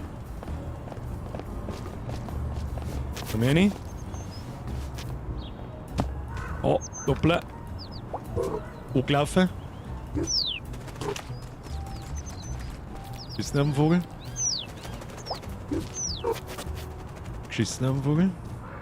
Nein, da wollte ich auch nicht hin. Nein, da wollte ich nicht hin. Anderen Seite. Was ist denn jetzt da? Machen wir das Speck kaputt. Trag mir. Oh shit. Ich sehe aber nichts. Ah, ausgeschmiert. Katze 1, Bausepp 0. So, jetzt aber ab zum Hund. Kann ich da schon drüber? Ist das was? Ist das auch Wasser oder ist das eine blaue Plane? Weiß ich nicht. Da ist schon wieder Vogelscheiße. So. Ha! Dummes Hundsviech. Oh, da ist noch mal so ein Ding. Kriegen wir einen anderen Hut.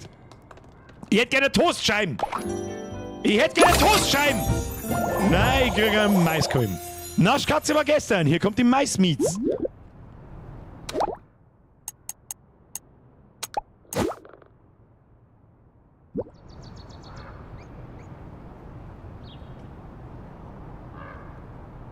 Why? Hey, wie viel Blinky? Ja, 25 Blinkies! Aber da geht sicher nur ein Blinky. Den holen wir uns so schnell. Und dann gehen wir mal wieder zur Krähe zurück und schauen mal, wie wir da müssen wir nach Hause müssen bei mir. Oh, da haben Blinkies schon.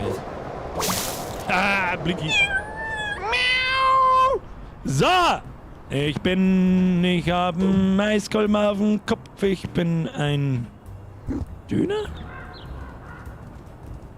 Weiß auch nicht, Digi. So, jetzt laufen wir raus und nein, da kommen wir nicht raus. Und laufen. Ah, jetzt war wir wieder fast ins Wasser rein. Das ist ein veganer Einhorn. Ihr Vollidioten. Ja, spring in das Spiel, was du gemacht hast. So, die Leute. Popcorn Meats. So, jetzt gehen wir zur Krähe zurück. Müssen wir da eigentlich schneller sein, wenn ich mich recht entsinne. Dann können wir da noch mal da, die wirft jetzt gleich wieder durch Rind. Können wir das da mal noch mitnehmen? Weil, oh, da schon hier. Die Blinkies sind Blinkies, Kinder. Blinkies for free. Blinkies for free. Oh, wenn Katz. In Deutschland geht es jetzt so schlecht, sogar unsere Katzen gegen den Pfanz haben. Oh, so wie Blinkies. Rich Bitch Meats. Oh, da ist noch ein Blinky. Blinky nehmen wir mit. Jeder Blinky ist Gold wert. Oh, das Chamäleon, stimmt. Wenn irgendjemand vorher das Chamäleon irgendwo umeinander sitzen sagt, dann müsste es sagen. So, wo war jetzt die? Da hinten ist die Krähe. Da ist auch wieder so ein Portalding. Da werde ich ihm wahrscheinlich nochmal Federn bringen müssen oder so. Dass er mir das mit da ist. Einmal ist ein Dosal, das nehmen wir mit. Döschen. Tipp von Döschen. Reden noch mit dir. Miau. Reden, hier. Sind das alle Blinkies? Ja, genau das meine ich! So glitzernd, so hübsch, so spiegelnd. Wer ist eine hübsche Krähe? Willst du sie jetzt verantwortungsvoll entsorgen? Stimmt. Schmücken sie nicht Krähen mit so glitzernden Scheißen so? Schmücken die nicht ihre Federn oder ist das auch Delster? Willst du sie jetzt verantwortungsvoll entsorgen? Ja. Und damit haben wir unsere erste gemeinsame Heldentat vollbracht. Kann ich nicht selbst versuchen, sie zu entsorgen? Auf keinen Fall! Das sind uralte Krähenrituale. Hallo? Bekomme ich meine Belohnung? Oh, natürlich, deine Belohnung. Wo zur Hölle habe ich nur diesen Fisch gesehen? Einen Moment. Was tut denn jetzt? Warte, Krähe, wurde ich gerade abgezockt? Hab mir jetzt die scheiß Grau abgezockt, oder was? Mistviech! Wo ist der hin? Wo ist er denn? Na, er kommt schon wieder. Hier! Fischi! Wow, ein Fisch! Der gibt dir Energie fürs Klettern. Das reicht vielleicht nicht ganz nach oben, aber es ist eine Starthilfe. Wo fange ich mit dem Klettern an? Wo kann man überall klettern? An den ganzen Stauern da. Da brauchst du mehr Fische, um es nach oben zu schaffen. Hast du noch mehr? Im Moment nicht, aber ich habe woanders in der Stadt gesehen. Halt dir einfach die Augen offen, dann findest du sie. Dankeschön. Kein Problem, lass dir den Fisch melden. Oh, und behalte alle Blinks, die du unterwegs findest. Ich hatte gerade eine Idee. Essen. Ah. Wir sind frisst.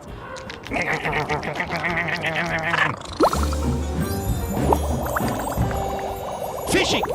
Dieser leckere Fisch hatte die Energie gegeben, den Efeu hochzuklettern. Probier's mal aus. Snack-Alarm!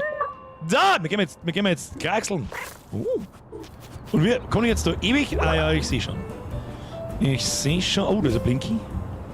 Blinky ist nicht mal alle mit, aber ich habe jetzt quasi ein richtiges Ziel vor der Nase irgendwie. Außer, dass ich jetzt da überall raufkraxeln kann. Jetzt nehmen wir mal da auf. Ja, aber so weit kann ich gar nicht kraxeln. Schau hin. Und dann? Vielleicht muss ich mir die Dosen fallen lassen, ne? Ja, und jetzt? Wenn wir das mal fallen lassen, vielleicht kann ich dann länger kraxeln. Oder kann ich aber nicht weit kraxeln! Aber nicht der Teufel, du. Das ist so... Oh, da haben wir... Ente! Ah, Hallöchen! Ich habe mich gefragt, ob du mir dringend helfen könntest. Kommt wohl auf das Problem an. Hm? Oh, verstehe. Schon klar. Ich will ja niemanden beunruhigen. Ich bin gespannt, was jetzt die Anden wieder für einen Scheiß-Schlag hat. Aber es ist mir schon ein dringendes Anliegen. Vielleicht neige ich auch zur Panik, aber es besteht kein Zweifel daran. Woran denn? Ach, habe ich das nicht gesagt? Ich scheine meine Entchen verlegt zu haben. Oh, ist mir mal Anteil zu. Verlegt? Ist das etwa ein Vogelwitz? Wie meinst du das? Schon gut. Was kann denn da das amerikanische Wortspiel, das englische Wortspiel sein dazu? Schon gut, vermisste Entenküken, das klingt ziemlich ernst. Schon, oder? Was ist denn passiert? Ja, ich dachte als Ente, ja auf alle Fälle einer Katze meine Entenbabys anvertrauen. Das macht nur Sinn.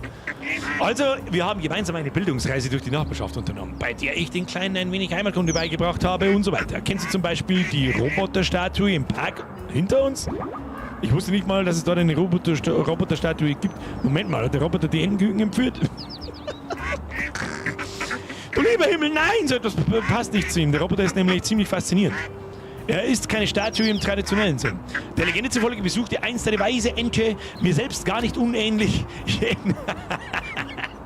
jeden Tag den Park mit ihrem Roboterfreund. Roboter sind sehr treu und heiter. Damals war das dann hier noch ein See, ein Riesengewässer, in dem die beiden schwammen. Sie planschten und frohlockten, man kennt es ja. Was ist denn das? Aber Roboter und Wasser, na? Es zischte und sprudelte, ganz und gar nicht simpatico. Rostflecken, nasse Schaltkreise, explodierende Knie. Explodierende Kniescheiben! Im Roboter drin! Ich kann es nicht fassen. Da frohlockte der Roboter zuletzt. Also beim Roboter, nicht bei der Ente. Haben Enten eigentlich Knierschein? Es war der letzte Badetag des Roboters, tragische Angelegenheit. Also bat er die Ente, ihn umzuprogrammieren. Gar nicht so einfach, wenn du mich fragst. Ich selbst konnte mich nie mit Computern anfreunden. Was labern denn die Viecher für eine Scheiße? Die Ente programmierte den Roboter so um, dass er auf dem Spielplatz wartete, während sie schwamm. Ein genialer Einfall. Und es lief wie am Schnürchen. Aber eines schönen Tages, nicht viel anders als heute, wurde die Ente angegriffen von einem radioaktiven Monster. Schon wieder der Godzilla. Wie bitte? Ein Monster? Gecko! Eigentlich ist Gecko unser Beschützer. Du weißt schon, Feuer spucken, Waisenkinder retten, Spenden? Ich habe Spendenglas gelesen. Spendengalas schmeißen. Ein netter Kerl, wenn man von den Wutanfällen absieht. Wutanfälle? Oh ja, die Menschen berichten davon, ihren kleinen Papierdokumentationen sehr fesselt. Papierdokumente, meinst du etwa Comics? Was ist denn mit dem... Sag mir jetzt sofort jemand, was mit dem Spur ist. Also hat Gecko die Ente entführt und die schwuppdiwupp in ein Sternportal gepfeffert. Wusch, quack! Und sie wird nie mehr gesehen. Und das, was sie auf dem Spielplatz für eine Statue halten, ist in Wirklichkeit der treue Roboter, der geduldig auf die Rückkehr seines schwimmenden Freundes wartet. Oh, das ist eine sehr traurige Geschichte. An die Wand, merci dir, Kuss auf die Nuss. Enten haben tatsächlich mir schon. Verdammt. Ich willst du damit sagen, dass Gecko deine Kinder entführt hat? Ach nein, es ist bloß eine tolle Geschichte. Ich habe sie den Entchen erzählt, bevor wir uns trennten, um noch mehr Stadtgeschichten für unsere Präsentationen zu sammeln. Präsentationen, das klingt cool. Ja, das dachte ich mir. PowerPoint-Präsentation von einer Ente. Ja, natürlich. Ich hab Zeit. Jedenfalls huschten wir alle in Himmelsrichtung davon. Wir waren so aufgehetzt. Da schon wieder. 5 Zentimeter neben mir, hätte mir fast auf den Arsch geschissen. Ja, hast du gesehen? Da. Aber jetzt kommt das eigentliche Problem. Ich habe weder eine Zeit noch einen Ort für unser Wiedersehen festgelegt. Aha. Ja, sag mal, wie viel labern denn die scheiß Mistviecher alle? Ich wusste nicht, was ich tun sollte. Ich bin nicht gerade praktisch veranlagt, aber ich wollte nicht, dass wir umherlaufen und uns gegenseitig verpassen. Sowas ist ganz schrecklich. Also kam ich hierher zurück und habe gewartet. Hattest du kein Glück? Leider nein, aber du scheinst mir eine clevere Katze zu sein. Ja, weiß ich nicht, aber ihr soll nicht ganz sauber, so schaut's aus. Sehr einfallsreich. Vielleicht könnten wir uns zusammentun. Ich halte hier Wache, es ist eigentlich ganz nett und du könntest die Stadt durchstreifen. Die ganze Stadt, die scheint aber ganz schön groß zu sein. Das stimmt irgendwie, müssen wir unsere Suche eingrenzen. Heureka! Erst letzte Woche haben wir einen Stadtplan erstellt. Tolles Ding. Als Teil unseres Projekts, alle Fisch-Hotspots der Stadt zu katalogisieren. Außerdem haben die Entchen ihre Lieblingsorte markiert. Sie begeistern sich sehr für Karten. Bestimmt befinden sie sich dort. Was ist denn los damit? Was? Hier, nimm du sie. Ich habe einen schlechten Orientierungssinn, aber du wirst sie im Handumdrehen finden. Map! Die Karte der Entenküken. Eine Karte, die von den Entenküken angefertigt wurde. Sie ist wirklich gut. Sie ist wirklich gut. Drücke nach oben, um die Karte anzuzeigen. Map! Entchen 1, Entchen 2, Fischi. Oder die Stadt ist ja riesig. Hat irgendjemand nicht gesagt, das ist auf 2 Stunden durchgespäht? Seid ihr besoffen? Schaut mir aber nicht so an. So, kann ich jetzt da reingehen und... Au! Wo kommt ihr jetzt her? Hey, dieses Mal funktionieren die Portale sogar mit einem richtigen Ausgang. Das ging schnell. Es wäre noch schneller gegangen, aber es hat einen kleinen Raumzeitvorfall gegeben. Naja, kein Grund zur Sorge. Wie klein? Im Verhältnis zum gesamten Multiversum war es absolut unbedeutend. Nur eine klitzekleine Reihe von Wasserrohrbrüchen, die aus der Zukunft des anderen Universums in die jüngste Vergangenheit dieses Universums gefallen sind. Moment mal, kam etwa da das gesamte Wasser her?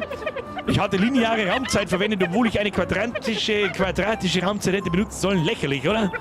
Willst du es einmal versuchen? Ich brauche einen Kuppel. Diese drastische Raumzeit ist doch sicher, oder? Versuchsperson erfüllt mich nicht gerade mit Zuversicht. Deshalb bin ich zu virtuos dem Wort Kumpel umgeschwenkt. Es klingt trotzdem noch riskant.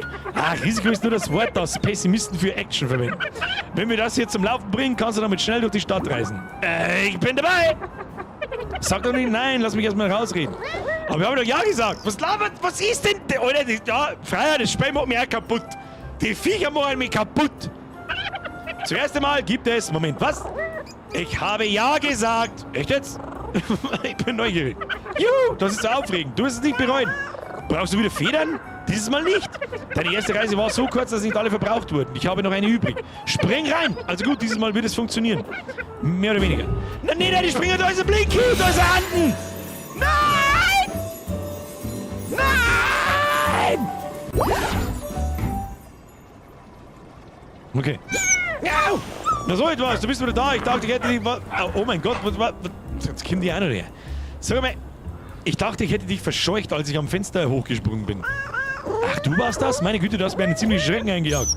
Entschuldigung, tut mir leid, ich bin immer so aufgeregt, wenn jemand zu Besuch kommt. Du bist ein Hund, oder? Nur der super-duper beste Hund überhaupt. Good boy. Das sagt mein Mensch immer. Ja, ist schön, dich richtig kennenzulernen. Ich wusste gar nicht, dass super-duper bester Hund ein offizieller Titel ist.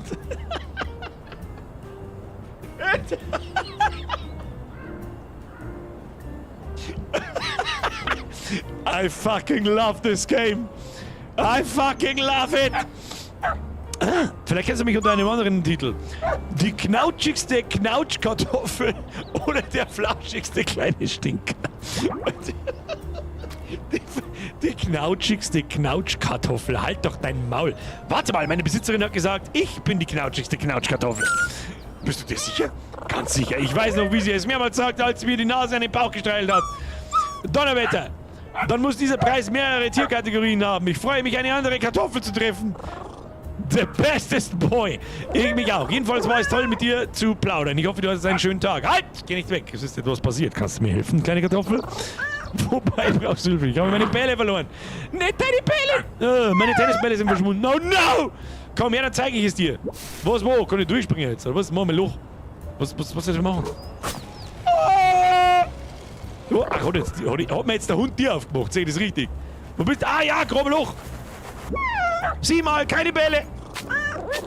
Das ist jetzt vielleicht eine dumme Frage, aber sind sie nicht direkt hinter dir? Ich wollte gerade sagen, da hinter dir ist ein ganz verdammtes Waschbecken vorher oder Planschbecken vorher. Was? Oh nein! Die? Nein, das sind nur meine normalen Lieblingstennisbälle. Mir geht es um meine ganz besonderen, allerliebsten Lieblingstennisbälle. Da besteht ein großer Unterschied. Was ist mit ihnen passiert? Oh, also es ist so, Tanuki hat mir ein Geschenk gebaut. Nein! Oh, lass mich raten, es gab einen Zwischenfall. Nicht sofort, es war so cool. Man konnte Tennisbälle in die Maschine legen und dann hat sie für mich geworfen, während mein Mensch auf der Arbeit war. Das klingt wirklich schön. Es war perfekt, eine Zeit lang, aber eines Tages hat die Maschine rebelliert. Die Bälle flogen überall hin und dann fing sie ein bisschen zu brennen an.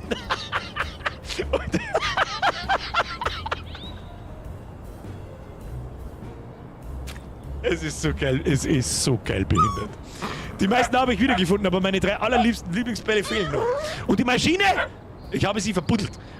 Aber sag es bitte nicht Tanuki. Sie wäre so traurig. Und kannst du mir bitte helfen, meine Lieblingsbälle zu finden? Ich wäre dir so dankbar. Na klar. Aber woran erkenne ich, dass es deine Lieblingsbälle sind? Sehen nicht alle Tennisbälle gleich aus? Überhaupt nicht! Sie unterscheiden sich alle leicht voneinander. Der Geruch, der Geschmack, die Textur, die Persönlichkeit. In dem Fall bin ich mir nicht sicher, ob ich die Lieblingsbälle vom Rest unterscheiden kann. Naja, meine Lieblingsbälle haben außerdem noch bunt wie Regenbogenstreifen. Ja, was auch sonst. Das ist nochmal eine Beschreibung, mit der ich arbeiten kann. Soll ich sie hierher bringen, wenn ich sie finde? Ja, bitte, leg sie einfach in das Loch vor mir, dann kann ich sie gut bewachen. Wird gemacht, große Kartoffel. Du bist der Hammer, kleine Kartoffel. Was für... Oh, bist du da drin? Nickerchen machen. Erstmal abgepennt. Ja, gibt da Achievement. Haben wir's schon. Schau her. Ja, genau. Aber in anderen Spielen über Fetch Quests schimpfen. Du, ey? Die haben alle nicht mit so viel Liebe geschrieben wie das hier. Dafür mache ich... was haben wir da? Ah, da kann man unten durchgehen. Sonst gibt's da nichts. So, haben die Bälle zufällig auf der Karten einzeichnen? Na, was ist das da? Das glaube ich mal zu Hause. Was? Ich wollte schon wieder einen Vogel abscheißen, ich hab's genau gesehen. Warte mal, kommt man da dann aufs Haus da auf. Oh, da kommt man auf. Warte mal.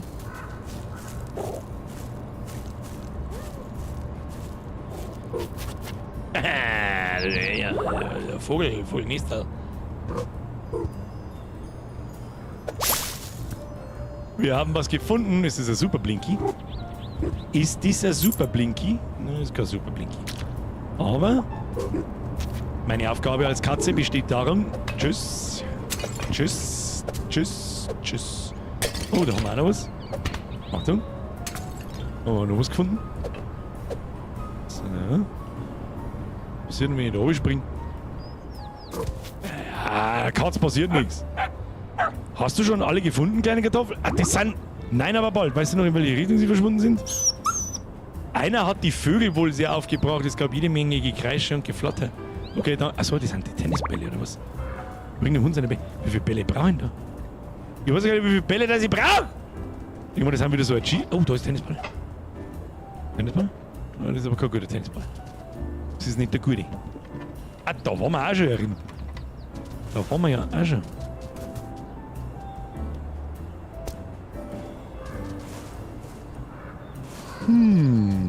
Erstmal ist kaputt machen, das ist das Allerwichtigste. Mir feiert also ein bisschen jetzt das Ziel vor der Nase, muss ich ganz ehrlich sagen. Ach, jetzt kommt man da um, ne?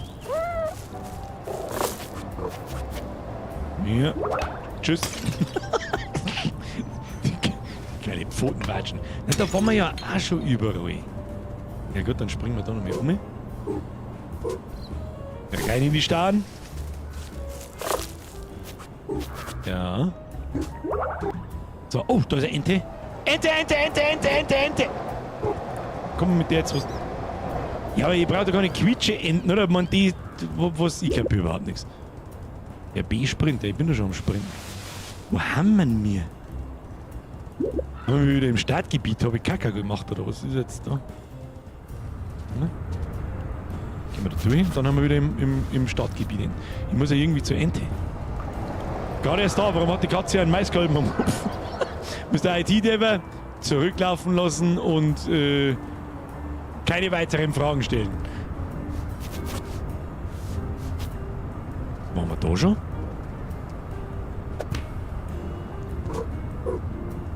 Ich nehme jetzt die Ente mal mit, weil ich bin mir nicht sicher, ob wir mir wirkliche Enten suchen oder... Ist das so, haben wir da dann ausspringen? Schauen wir da noch ums Eck. Ja. So. Da gibt's wieder was. Da gibt's wieder was. Achtung, vielleicht kriegen wir gleich einen neuen Hut. Gib mir den neuen Hut! Ja, natürlich! Bringen die schwarzen Punkte Glück?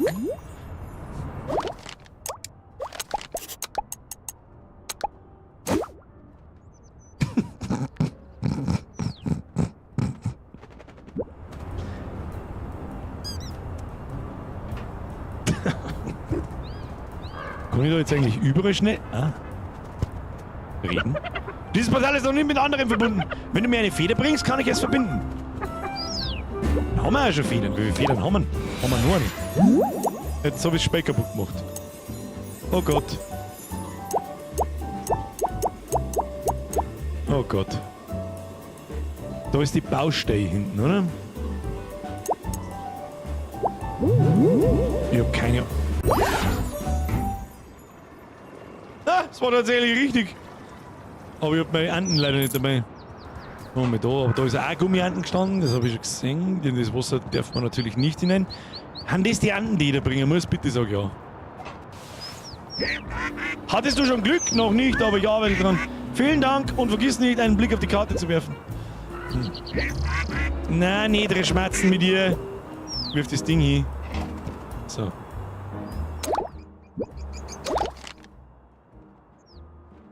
Kann ich da was markieren? Die Karten ist von einem 4-jährigen Zeit. Gut, das sind Entenbabys, was erwarte ich? So, da hinten im Park muss irgendwo ein Roboter stehen. Ah, der Roboter da. Kannst du was? Ne. Da haben wir einen Blinky. Schauen wir mal auf die Karte. Ja, es ist schon ein Sticker. Ah, überall Blinky ist schon so. Blinky, Blinky. Oder einer überall Blinky. Fahren jetzt die Autos umeinander. Möchte ich aber nicht, aber ich höre zumindest Autogeräusche. Mehr Blink. Oh, da ist noch ein Hund. Da müssen wir wieder einen Knochen bringen. So schön kann also eine Open World sein. Ja? So gut kann man es machen, wenn man Lust auf sein Spiel hat. Nochmal. Gerade da. Ah, da hinten ist ein Fischi. Das heißt, mit jedem Fisch, den ich finde, kann ich länger kraxeln und erreicht dann wieder neue Gebiete. Ich verstehe schon. Nehmen wir das mit da. Ja. Für was genau für das brauchen wir Blinkies. Da kann man sich Sachen rauslassen, oder was? Kätzchen, du siehst aus, als würdest du gerne stylische Accessoires tragen. Danke, dass dir das aufgefallen ist. Ich bin eine sehr aufmerksame Krähe. Allerdings, es war schön, dich wieder zu... Themenwechsel! Hast du schon von meinem glorreichen neuen Geschäft gehört? Es heißt Blinkies für Mützen. Verkaufst du jetzt Mützen? Keineswegs, aber es heißt doch Blinkies für Mützen. Warum denn? Ha! Das ist das Clevere dran. Ich verkaufe keine Mützen, sondern Zugang zu Mützen. Die Mützen leben nämlich in diesem kleinen Automaten. Und dir, hilfloses Kätzchen, fehlt die geheime Weisheit, um diese Automaten zu benutzen. Ich bin kein hilfloses Kätzchen. Lass uns jetzt nicht darüber streiten, wer wen hilflos genannt hat, nicht wenn es um Münzen geht. Nur ich, Krähe, kann das uralte Krähenritual ausführen, bei dem man eine Marke einwirft und einen Kopf dreht. Das klingt jetzt aber nicht so schwierig. Womit wir beim Thema wären. Mein Vorschlag lautet wie folgt. Für 5 Blinkies kannst du 1 Krähe, also mich, anheuern, die dir 1 Mütze besorgt. Also verkaufst du doch Mützen! Nein, ich bin ein Vermittler, der innerhalb eines Crowdworking-Systems agiert. Mit einem Tauschgeschäft namens Blinkies für Mützen. Ja, aber nur weil Blinkies für Zugang zu Krähen, die Zugang zu Mützen haben, in der Marktforschung schlecht abgeschnitten hat. Okay, komm, halt doch jetzt dein Maul! Wer schreibt denn sowas? Wenn ich also 5 Blinkies bezahle, bekomme ich 1 Mütze.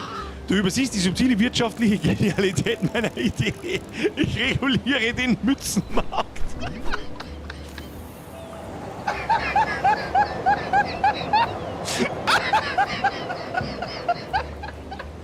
Oh mein Gott, wie dumm ist denn das? Was? Also willst du jetzt eine Mütze haben oder nicht? Ja, tu doch nicht, Erdon. Bitte sehr. Mit dieser Mütze nehme ich kein Blatt vor den Mund. Was ist denn das? Wir haben jetzt ein goldenes Blatt am Dreh oder was? Ach, das ist... Oh, leck, ich mag den Fisch. Ich mag den Fisch! Ich mag den Fisch! Okay, au! Krähe, gib mir den Fisch! Möchtest du meine Mütze kaufen? Ja! Bitte sehr, gib mir den Fisch! Warum der mir... Oh, was ist dieser eine richtig Mütze? Alles klar, ich hab... Oh, was hast du heute da? Ja, ich hab so ein nice Speck gehabt. Ja, echt? Was waren's? Ja, Little Kitty, Big City. Ja, was tust du? Ja, du bist der Katz. Ja, und was tust du?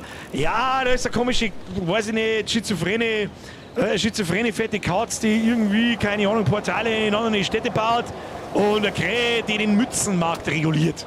Ja, und was musst du also tun? Ja, der Krähe, der bringst dann Münzen, Blinkies, ja, Blinkies, nicht Münzen, und die verkauft dann Hüte. Wie Hüte? Ja, so ein Radehut halt. Wie halt dein Maul ab! 5 Sekunden später, weiße Jacke, dieser hier, tschüss da. So, wie viel Blinkies habe ich da? Simmi, lass mich raten, den scheiß Fischkopf, den kriege ich am Schluss.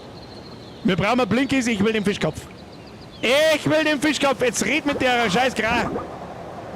Gib mir den Fischkopf! Möchtest du mit? Ja! Bitte sehr! Ich will die Lachs-Nigiri-Mütze. Okay, jetzt aber mal Butter bei die Fische. Wo ist die Lachs? Ich will die Lachsmütze. Da. Hab jetzt einfach ein Sushi-Ding.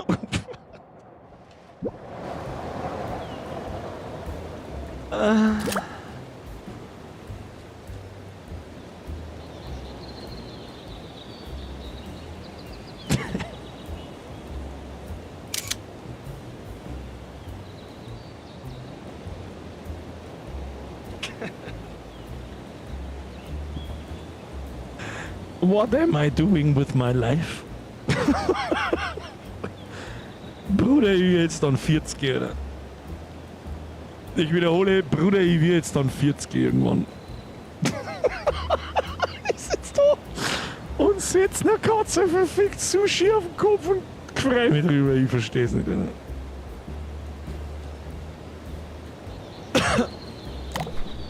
Oh, Blinkies! Miau! Blinkies! Oh, da ist der Fisch hinten, ich hab ihn genau gesehen. Da ist noch ein Blinky! Haben wir jetzt nochmal 5 Blinky? Ja! Gib mir den Fischkopf! Möchtest du eine Mütze kaufen? Ja, Mütze! Gib mir den Fischkopf! Ja! Das sind keine Fische, sondern Waffeln. Einmal habe ich 3 Stück gegessen, um mich zu vergewissern. Gib mir sofort den Fischkopf.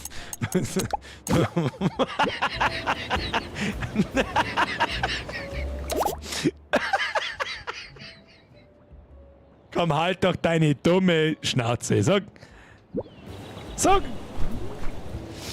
Ich wiederhole. Ich will jetzt dann irgendwann nicht allzu viel weiter Ferne wie 40. Boah, da war doch gerade ein Fisch! Zeigt der den aus, oder was? Ach, den glaubt der zusammen da. Da kannst du mich schnell vergessen. Was ist denn jetzt wieder Hiteifet? Was ist denn jetzt wieder Hiteifet? Wo ist der Fisch? Wo ist der Fisch? Muss ich den hauen?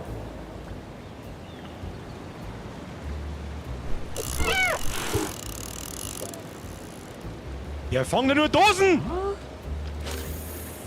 Tipp von Dosen, Tipp von Dosen, Tipp.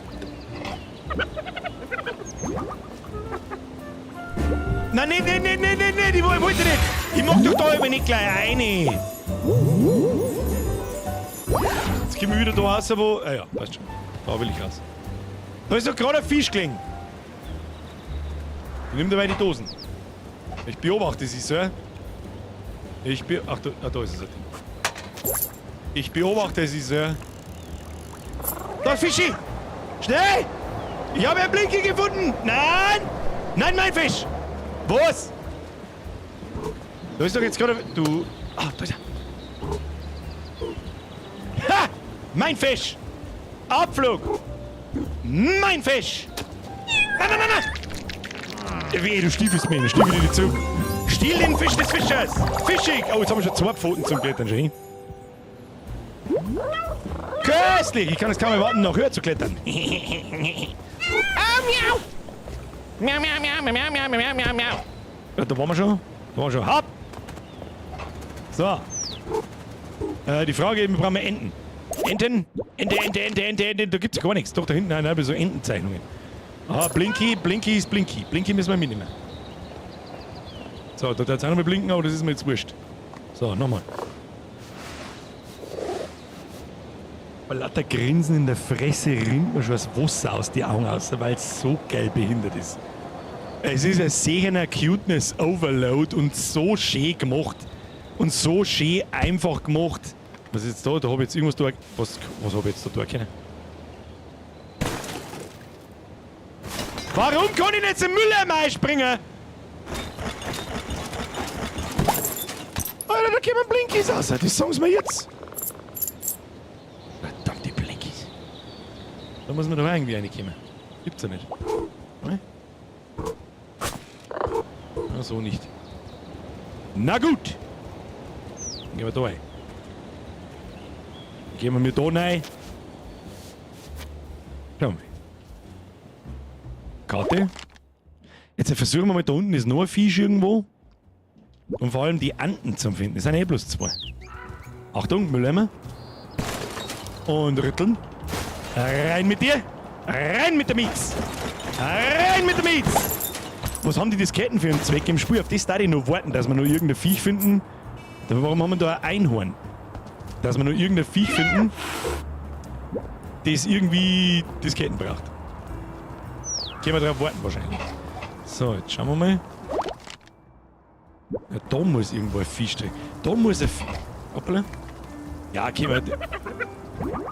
Nein, wir haben keine Federn. Na ja, gut. Da muss noch irgendwo ein Fisch drin sein. Da muss ein Fisch hier drin sein, sehe ich das richtig? Ja, da muss eine Ente sein. Ente? Wo ist die Ente? Irgendwo da ist eine Ente. Wo ist die... Da ist eine Schere.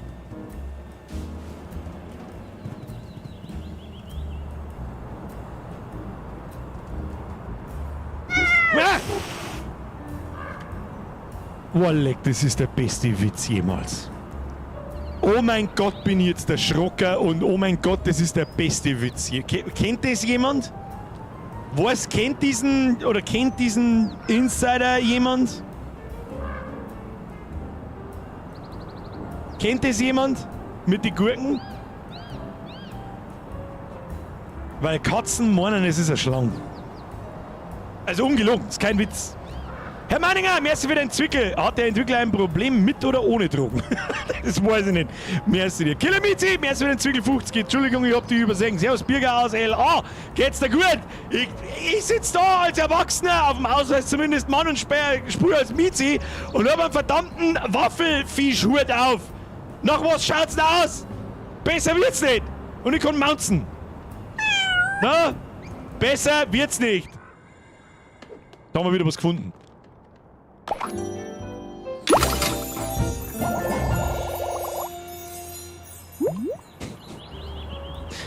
Der Bananenhut. Oh, ist da klettermäßig was? Oh, da kann man klettern nochmal. Schauen wir mal, wie weit dass wir raufkommen. Schauen wir mal. Kommen wir mittlerweile... Die Dinger schauen halt schon auch so aus, als kann man Druck reichseln. Also mal. Ah. Mit Daijimi. Oh.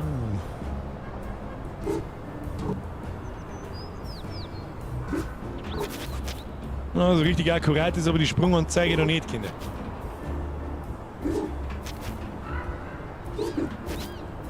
So, was kriege ich jetzt da für mein... Ente! Ente! Ja, das ist ja klar. Fliege jetzt davor, wenn ich da drauf gehe. Ich hab's genau gesehen, die Ente ist über mir. Wo ist die Ente? Das ist ein Baby! Entenbaby! Ring, ring, ring, ring, ring, ring, ring. Banana Cat. Oh, es ist so komisch, wieder auf festem Boden zu stehen. Hattest du keine Angst, als du da oben fest saßt? Vögel haben keine Angst vor so etwas. Papa sagt, uns wurde das Fliegen ins Nest gelegt. Apropos Papa, wir sollten zusehen, dass du pünktlich zu den Präsentationen zurückkommst. Das ist eine deutsche Ente zufällig. Ich kann ihm alles übers Fliegen erzählen. Denkst du, er hat mich in der Luft gesehen? Bestimmt so hoch oben, wie ich war. Los, gehen wir, dann kannst du ihn fragen. Okay. Verfolgten jetzt die Enten. Ob wir jetzt ein Bega...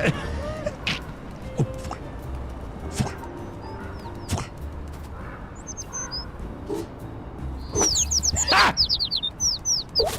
Feder! Bett!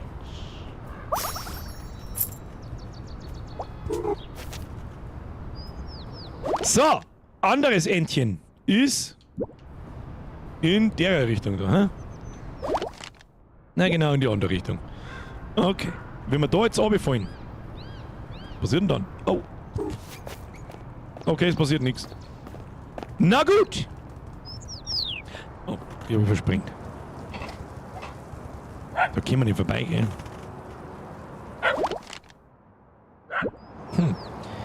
Irgendwo da muss ein Fisch sein.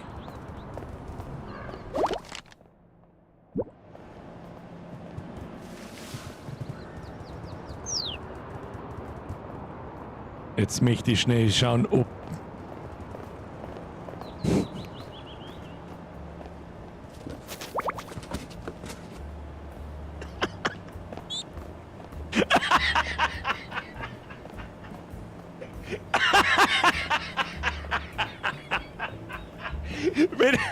Das Einzige, was das die Perfektion war. Wenn es jetzt irgendwo, wenn ich was drücke und du es zu hier, dann... Okay. Oh mein Gott. Oh mein Gott. Ich drücke mir auf Select von lauter Elden Ring. Von lauter Elden Ring drücke ich mir auf Select. Oh, da kann man da vielleicht aufkraxeln? Oh ja, da schau. Oh, hoppla. Okay, man kann einfach an den Automaten noch laufen und kann man. Okay. Entchen Nummer 2, wir holen den. Tschüss. Tschüss. Tschüss. Da, Entchen. Warum glänzt das so? Was ist da los? Warum tun das so glänzen? Was haben Katzen mit Wäschekörbe gemeinsam? Das weiß ich jetzt nicht. Was, hoppala, ich möchte da gerne einspringen.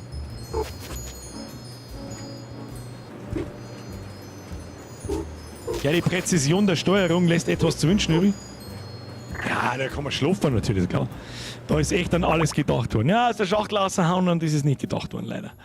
Oh, da ist ein roter. Oh, ich sehe schon, da ist ein roter Knopf. Da ist ein roter Knopf. Kann ich da mal ohne dreschen oder wie schaut das aus? Nein!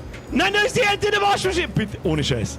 Wenn ich jetzt mit der Anden schmerz und ihr Sprechblasen trat sie im Kreis, flippe aus.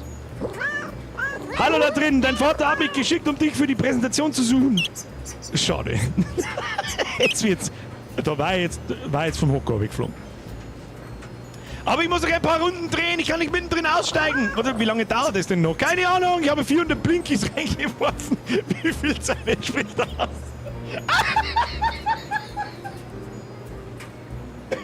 Es ist so grenzdebil behindert. Moment mal, wo hast du so viele Blinkies gefunden? Die Menschen werfen sie in den Teich und wünschen sich dabei etwas. Bestimmt haben sie sich gewünscht, dass ich einen tollen Tag in der Maschine habe. Aber was ist mit deinem Vater? Ich sehe schon wieder irgendwelche kleinen Kinder dann Anden in die Waschmaschine stecken. Aber was ist mit deinem Vater? Du kannst mich zurück zu meinem Papa bringen, sobald du die Tür aufgeht. Versprochen? Versprochen! Es muss sogar einen Weg geben, die Tür schon früher zu öffnen. Wie bitte? Nix, ich rede nur mit mir selbst. Wir sehen uns nach deiner Spaßfahrt. Der gute alte erste. You spin my head right round. Oh, Mitzi schon wieder. Ich wette, du fragst dich, wie du diesen Knopf drücken kannst. Hm? Eigentlich nicht, aber jetzt schon. Es geht ganz leicht, du musst einfach nur deinen Kopf benutzen. Und mit deinem Kopf benutzen meine ich RB mit deinem Kopf voraus gegen den Kopf rennen. Okay, dann nichts. Du stößt deinen Kopf gegen den Knopf und das war's. Tut das nicht weh? Du bist aus härterem Holz geschnitzt, Kätzchen. Ein kleiner Schlag auf die Nuss macht einen tapferen Katze nichts aus. Bist du sicher? Ganz sicher. Lauf einfach RB mit dem Kopf voraus gegen den Knopf. Er drückt sich schließlich nicht von selbst. Na dann los. Na, jetzt bin ich in Porsche. Na, da ist nur ein Entrich! Ah, was? Achso, da ist Nos drin. Ja, okay, verstehe. Nee, dumm. Das ist so geil dumm. Es ist so geil dumm. Ich liebe es. Da haben nur so viele Enten! Okay, steig mal am Hut! So viele Enten. Und den Fisch kriegen wir nicht, gell? Den Fisch, den finden wir nicht. Hast du mich da drin gesehen? Ich bin überall hingepurzelt. Ja, ist der jetzt nicht schwindelig? Nein, aber ich bin ganz warm und flauschig. So müssen sich Handtücher fühlen. Jedenfalls kann ich es kaum erwarten, Papa alles über die todesverachtende Trockenmaschine zu erzählen. Wollen wir dann mal zu ihm gehen? Ja, los geht's. Oh mein Gott. Oh mein Gott, es ist nein. Es ist mit so viel Liebe gemacht, einfach. Es ist so simpel. Man, natürlich ist es kein Quadruple-A-Game, aber es ist nur eher ein Quadruple-A-Game als Quadruple-A-Games, die meinen, sie sind Quadruple-A-Games. Schauen wir mal, kommt man da, da kommt man vielleicht da oben drüber, hä? Na, da nicht. So, da hinten haben wir auch noch was. Wie haben wir das die ganze Zeit übersehen können? Da war gar nichts los. Meinst du, der Enten hat nur 2 Babys? Ja, stimmt. Wie viele Babys haben denn Enten im Schnitt? 5, 6, 7? Shit! Ich will ja nicht spoilern, aber Spoilerschutz, gibet der Miezi ein Fischli. Das verstehe ich nicht. Ich hab ne Apfelmütze. I don't care what you saying. Wir müssen mit einem Vogel fahren. Nein, nicht, jetzt geht der wieder vorbei da. Oh, eine Zeitlupe. Here we go. Und da ist noch einer. Der 2 Federn. Oh. Mein Gott, jetzt drücke ich auf Springen, weil es wieder nicht schnell genug geht. Gut, sehr fix. So. Einmal nach unten gehen, hä? Ja, da kommen wir ja auch nicht vorbei, weil der Depper die Hund da dort ist. Du Arschloch, ich glaube, es ist bloß der Demonstrationshund. Da muss ich nicht hindrehen. Naja, obwohl.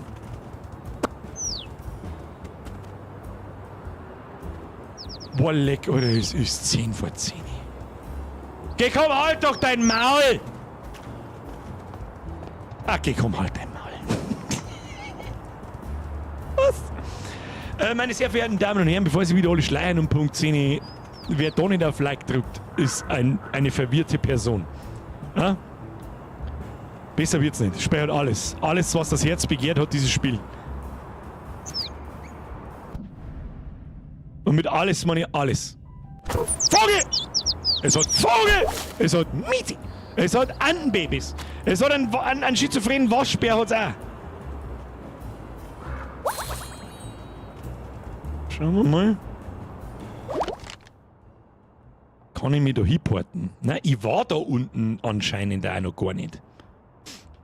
Aber rechts, geradeaus und rechts, in dem Garten muss der Fisch drin sein. Und den müssen wir uns jetzt da irgendwie, den holen wir jetzt noch. Ja, da ist aber von der anderen Seite zu. Kruzifix. Wie kommt man da rein? Vielleicht oben irgendwie drüber?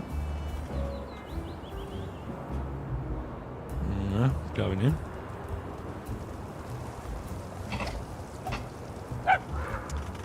Den Knochen... Ja, ist ja gut. Den Knochen haben wir auch noch nicht gefunden, wenn man da vorbeikommt.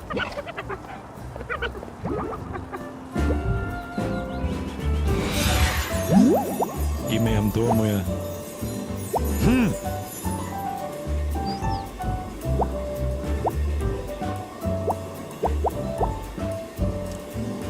Bleiben wir mal da. Nix Viertel vor, 3/4.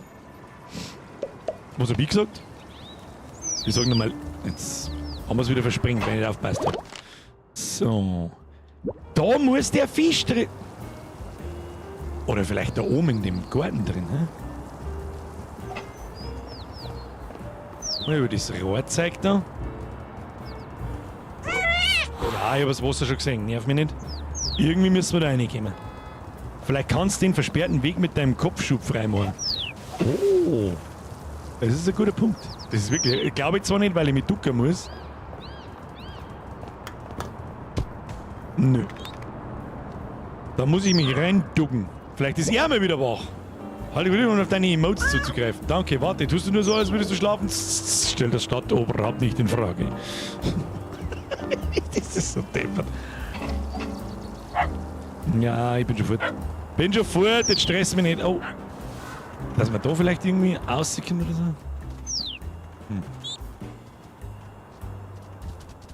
Oh. Ich glaube, letztes Mal haben wir da rechts rausgegangen. Da ist irgendwie. Da glaube ich doch, da waren wir auch schon. Aber da haben wir noch nicht so ausgiebig durchsucht. Vielleicht gehen wir von da hinten. Ja. Ich sehe schon, aber zuerst hole ich mir noch das Ding da. Da wird noch mehr Hut drin sein. Was ist da los? Beim weißen Auto über den Efeu da wo der Pokéball war. Ich habe keine Ahnung, was du meinst. Merci für deine Donation, aber ich habe keine Ahnung. Keine Ahnung, was du meinst. Mir fällt's da. Was ist denn jetzt? Hab ich mich da jetzt zum Schlafen eingelegt? Der Ernst?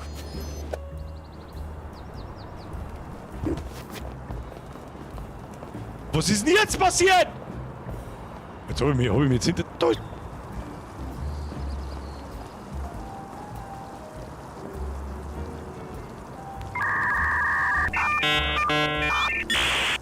Was ist denn jetzt passiert? Jetzt haben wir einfach ein Spiel übersprungen, oder was? Okay. Soll mir recht sein. Okay. Tschüss. Also nein, da warten wir einfach so auch vorbeikommen. Naja, gut. Egal. Stellen wir es einfach nicht in Frage. Wird schon alles der Richtigkeit haben. Oh, Blinkies. So, ein bisschen. Schauen wir nochmal auf die Karten. Ja, und jetzt da irgendwie rechts um mich vielleicht. Na, über diese Real und so einen Schmarrn. Und rauf da. Blinkies.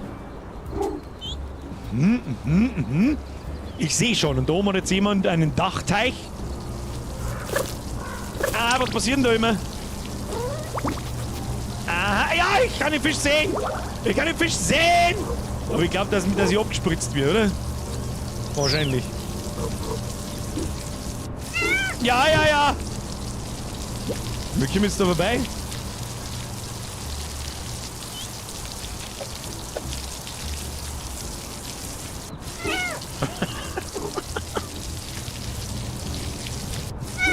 Wir kommen jetzt da vorbei! Ich glaube, ich weiß schon.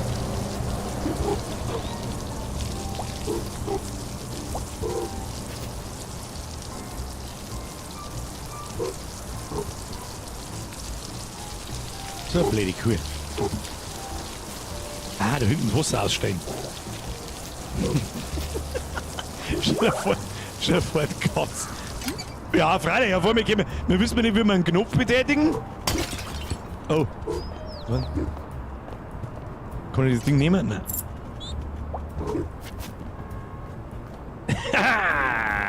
Es gibt viele Fische, aber das hier ist meiner.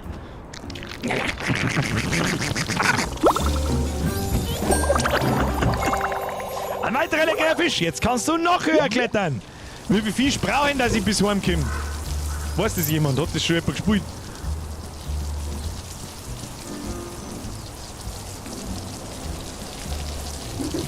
Ja, dafür hau ich jetzt das Spüli ab, wie du. Ja, hau ab mit dem Spüli. Fuck you, Spüli. Miau.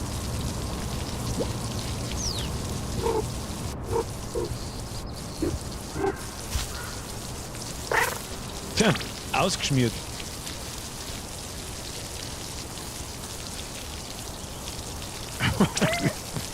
Katzen, die seitlich klettern, warum nicht?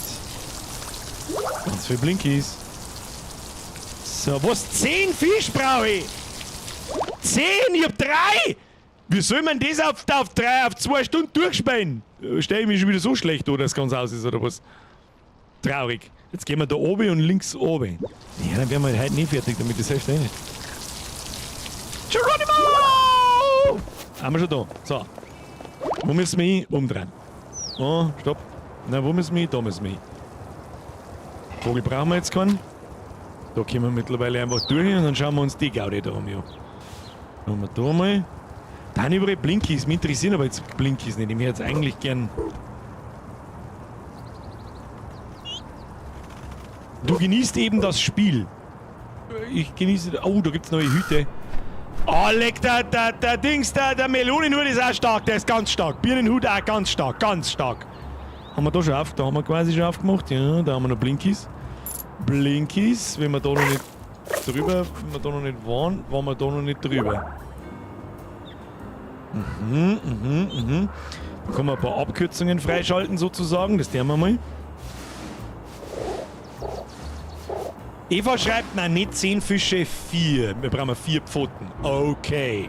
Dann ist es ja doch noch schon. Und dann können wir nach Hause graben, oder? Man, ich check's schon. Ich glaube, dieses ganze rundrum Sammelzeug da ist halt für den Completionist. Aber eigentlich geht es darum, die Fische zu finden und dann in die Wohnung auf zum Kraxeln und dann glaube ich, hast du das durch. Schauen wir mal, ob wir es noch schaffen. Ein bisschen, jetzt ist 5 vor 10, ein bisschen haben wir ja noch. Schildkrötenmütze. Warum habe ich plötzlich das Bedürfnis, mit einem italienischen Klempner Go-Kart zu fahren?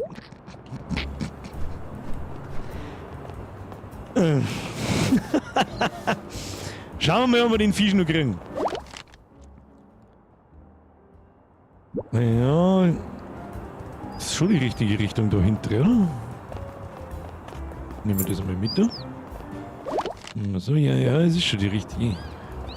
Die Frage ist bloß, ob man hier. Mittlerweile müsste man. Ah, ja. Ja, gut, ob man da. Kann man da?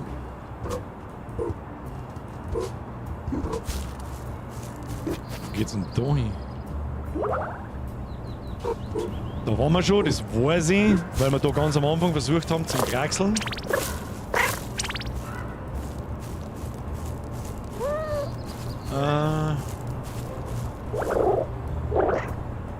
Okay, das kriegen wir schon. Ja. Warte mal.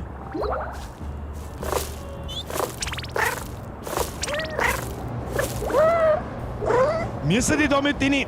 Das gibt's... Nein, nicht so. Nicht so. Ja genau, wir springen schon mal einen gewaltigen Ding auf.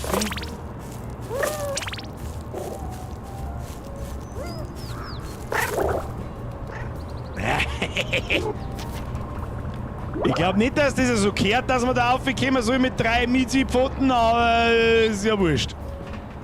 Bürger 1, Game 0. Wo müssen wir hin? Da müssen wir hin.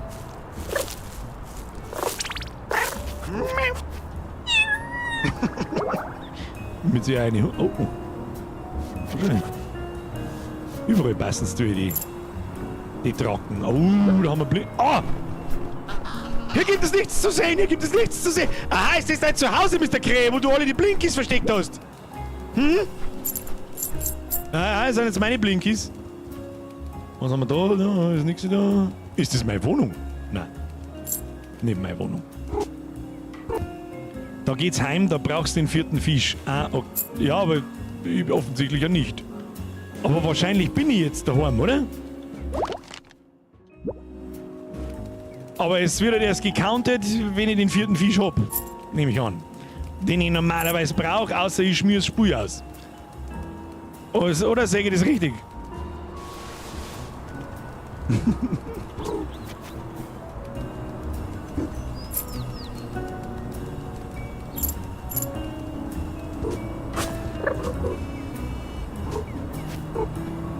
Oder geht's da grundlegend dabei? Ne? Warte, da haben wir noch jemanden gefunden, ne? Und dann bricht jedes Wasser an der Stadt und die Zeitfolge ist komplett durcheinander, also passiert es gleichzeitig jetzt und gestern. Offenbar ist es mir gelungen, die Rohre zu kleben, aber der Kaugummi wird nicht ewig halten und gerade steht die ganze Stadt unter Wasser und hallo? Oh, du bist das Kätzchen. Tut mir leid, ich habe dich erschreckt. Jetzt wirst du das sag es, was ist das? Überspringen jetzt, weil den Fisch möchte. Ruhe. Lass mich schauen. Fisch wo? Fisch? In der Richtung irgendwo. Da muss ja der da unten irgendwo sein, oder? Da wir noch mal hochspringen. Was ist das? Da drin, hä? Ey, den haben wir... Oh! Ah! Das Entchen, nicht mehr plätschern. Sieh mal, ich habe eine Zeit ganz für mich allein. Bist du sicher, dass das ein Teig ist? Ich bin eine Ente. Mit Teigen kennen wir uns aus. Ich bitte um Entschuldigung. Aber ich glaube, es wird Zeit, den Teig zu verlassen. Dein Vater hat mitgeschickt, um für dich eine Präsentation abzuholen. Aber ich will doch im Wasser spielen. Wie hältst du das aus? Wasser? Es ist so kalt und nass. Moment mal, heißt das, du kannst mich erst mitnehmen, wenn wir nicht mehr im Wasser bin? Juhu, ich bleibe für immer im Teig. Das hätte mir klar sein müssen. Es muss sogar einen Weg geben, das Küken aus dem Wasser zu bekommen, ohne nass zu werden. Der war mir jetzt aber eigentlich wurscht. Ich möchte den Fisch finden. Den Fisch. Oh. Ah. Das wird einfach ausgeblasen. Ich blas die aus. Oh, kleine Quackfrisur. Wieso zockt man sowas, beziehungsweise wer entwickelt sowas? Es sind beide sehr gute Fragen, die ich da an diesem heutigen Tag nicht beantworten kann, Mr. Payne. So, ausgeblasen, das war so eine coole Lösung, Kätzchen. Danke, hoffentlich bist du nicht so enttäuscht darüber, wieder auf dem Trockenen zu sein. Nee, ich wurde schon... Nee, ich wurde schon ein kleines bisschen müde und ein großes bisschen hungrig. Vielleicht ein paar mehr Snacks. Du kannst dich bei der Präsentation fragen. Ich habe die Präsentation ganz vergessen, dort kann ich allen von meinem Schwimmabenteuer erzählen. Gehen wir, Kätzchen. Ja, ist gut. Ist jetzt hast du mich selber reinblasen oder was? Ja, auf dem Trockner oder auf dem Kopierer kann ich noch schlafen. Das stimmt, aber das brauchen wir jetzt nicht. Au, jetzt haben wir da hinten am Startgebiet. Jetzt, da können wir wieder einen Knochen reinwerfen. Dann kann man da einfach durchlaufen. Ist da der Knochen zufällig da hinten irgendwo? Nein. Und da irgendwie auf. Das probieren wir jetzt mal. Vielleicht ist ja der Knochen da oben. Wir brauchen auf alle Fälle nur den letzten Fisch und dann müssen wir uns... Ah ja. Was ist da drin? Da ist das Scheißhaus drin. Das nehmen wir natürlich mit, wenn wir schon da sind. Fisch im Geschäft im Eis. Hab ich den jetzt übersehen? Onigiri-Mütze? Was ist denn eine Onigiri? Schaut aus wie Raketen. Wie kommt man da wieder aussehen? Erst einmal ins Scheißeisel geschissen. Ah ja. Das erinnert mich jetzt gerade Vollgas an Stray. Da hat es auch viel so Stellen gegeben, die genauso ausgeschaut haben. Da hinten ist auch noch ein Haufen Zeug.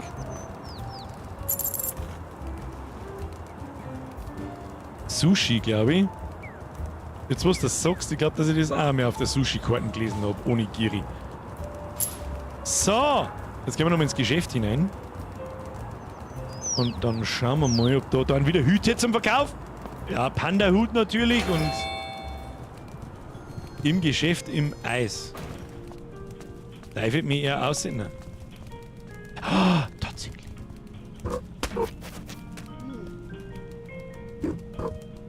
Ich lauf davon.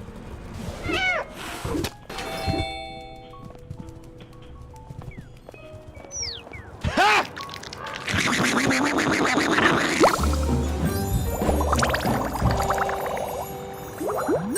So, fischtastisch! Ist all den leckeren Fisch Xbox Achievement. So, jetzt müssen wir eigentlich bloß noch die Stelle finden, wo wir vorher gerade aufgegraben sind, wenn das die Stelle ist, wo es tatsächlich heimgeht. Da haben wir noch einen Haufen Blinkies, ich hab's genau gesehen. Da sind überall Blinkies, da ist einer Blinkies for free. Hoppala, hab ich Herr Koppel hergeschissen. Das ist natürlich nichts, das wollte ich nicht, das war keine Absicht. So, schauen wir mal, wo waren wir denn da? Das sind Reisbällchen, ihr Unwürdigen. Ja, gut, dann oute ich mich gerne als Unwürdiger, das habe ich nicht gewusst. Die Frage ist jetzt, wo zur Hölle? Oh, ja, bringen wir ihm noch schnell seine Anteil. Ah, was für eine Erleichterung. Moment, das sind das komplette Gelege. Meine Partnerin fällt so etwas eigentlich auf. Soll ich sie hier lassen, während ich sie suche? Nein, ich helfe dir, lass mich. Ich will Folge dem Kätzchen spielen. Okay. Bitte, Papa, bitte! Ja, natürlich haben wir brav. Bla, deine scheiß Geschichte schiebt das in den Arscheiß. Jetzt müssen wir heimkraxeln. Du, hast du schon mal durchgeschaut? Blinky übersehen. Ja, ich habe mehrere Blinkys übersehen. Ich suche gerade die Stelle. Nochmal, wo es jetzt zum Aufgekraxeln worden ist. Wo wir heimgekommen sind. Die war doch direkt am Anfang. Eigentlich müssen wir doch bloß... Jetzt warte mal. Jetzt gehen wir da in das Ding rein. Ja. Kannst du eine Feder haben? Jetzt porten wir uns da hinten an den Hund, kommen wir nämlich nicht vorbei. Wir haben da und das da müsste unser Standpunkt sein. Und da ist, glaube ich, direkt aufgegangen. Glaube ich. Da war zumindest in der Nähe, war die Mauer. Warte mal. Da ums Eck. Nö, da haben wir noch Riesenblinkies. Ne. Scheiße! Ich mag da bloß heim! Ist da heimgegangen? Ist da heimgegangen? Nein, das ist nicht heimgegangen. Da ist es nicht heimgegangen. Ich mag heim! Sagst du das? Den Fischhut auf ab! Wo geht's denn heim? Ich will nur nach Hause, Gott, ich will nach Hause, ich will nur nach Hause. Aus welchem Film ist das? Da kann man auch gleich. Oh, ich hab da aus Versehen in den Kache reingeschaut. Entschuldigung. Was? So, müssen wir da aufgekreiseln. Okay. Was?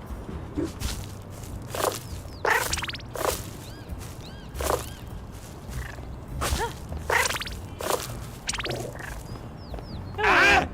Die verdammte Katze! Möchtest du jetzt vom Ding da oben streichen, oder was, du Rind?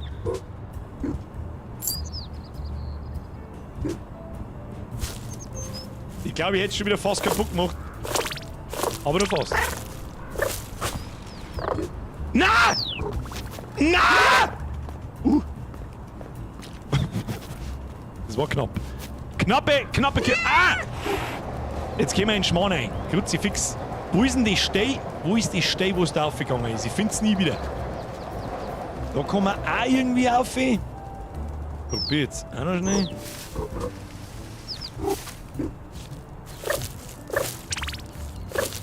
So, lassen wir uns schnell droppen. Wieder aufladen.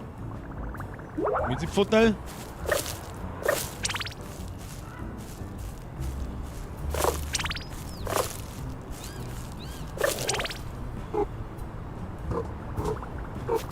Ja. Ja. Ja. Ja. Oh, wir trotschen einen Schund! Aber da geht's nicht nach Hause.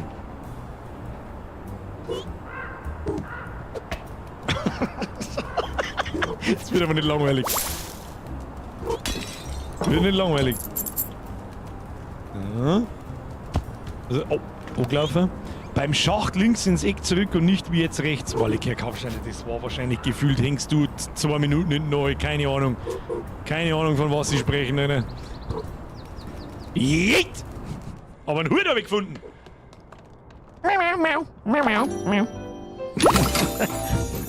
Die Teufelchenmütze, das ist meine Schabernackmütze. Oh Gott. So, geht's jetzt da mal irgendwo hin?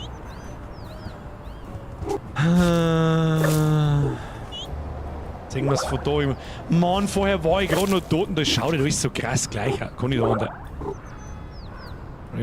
an der Stromleitung umeinander? Nein. So. Irgendwo war so ein schmaler Zwischengang.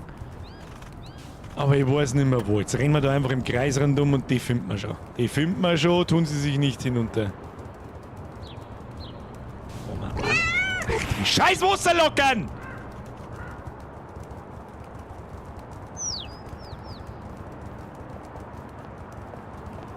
Ne, da war es auch nirgends. Da war es auch nicht. Bei dem ersten Teleportschacht, ja, da bin ich. Das ist der da. Oder bei dem ersten, den ich mir geholt habe. Warum kann ich da nicht rein?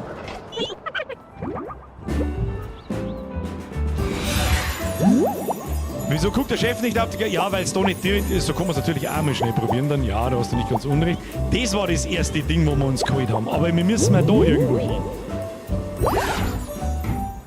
Ich weiß schon, dass man auf der Karte sagt, wo das ist.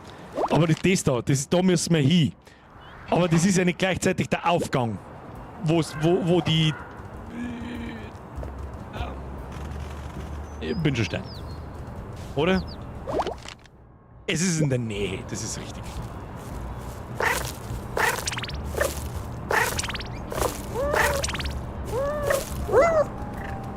So.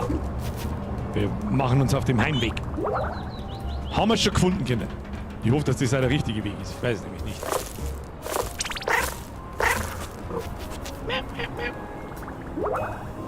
So, gehen wir da unten durch. Beim Rabensymbol. Also ihr hängt eine gute halbe Minute bis eine Minute in. Da ist aber immer so auf YouTube, dass irgendwann, wenn 2 Stunden Stream vorbei sind, dass ihr immer ein bisschen... Und eigentlich überhaupt keinen Sinn macht, wenn ich so drüber nachdenke. Dass ihr da immer, je länger der Stream dauert, desto weiter hängt ihr noch. Das heißt, es müsste irgendwo einen Frameverlust geben.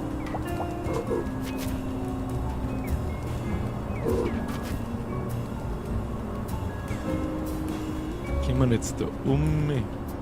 Ah ja. Obendraschen! Das ist Pflicht in jedem Katzenspiel. Pflicht. Absolute Pflicht. So.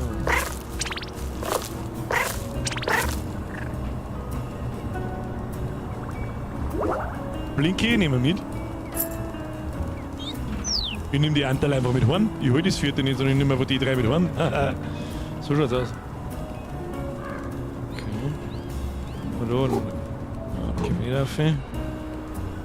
Die Frage ist, was hingeht.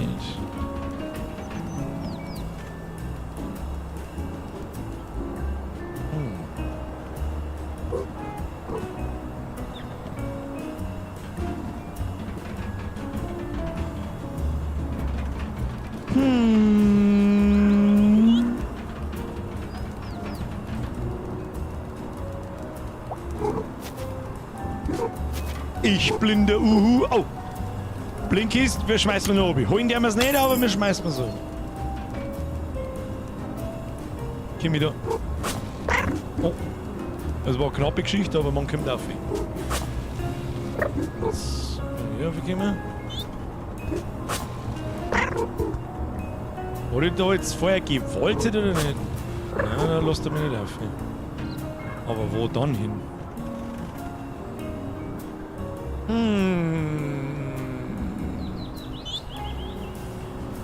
Ja.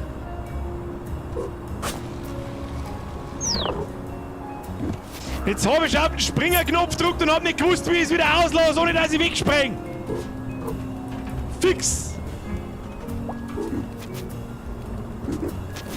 Kriegen wir schon. Vielleicht nur etwas mehr die Ruhe.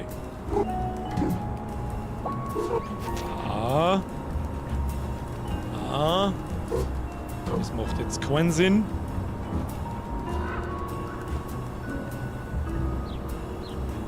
Was macht die Ente da oben? Ist das das 4. Anteil? Ne? Wir müssen mal weiter da um. Wo?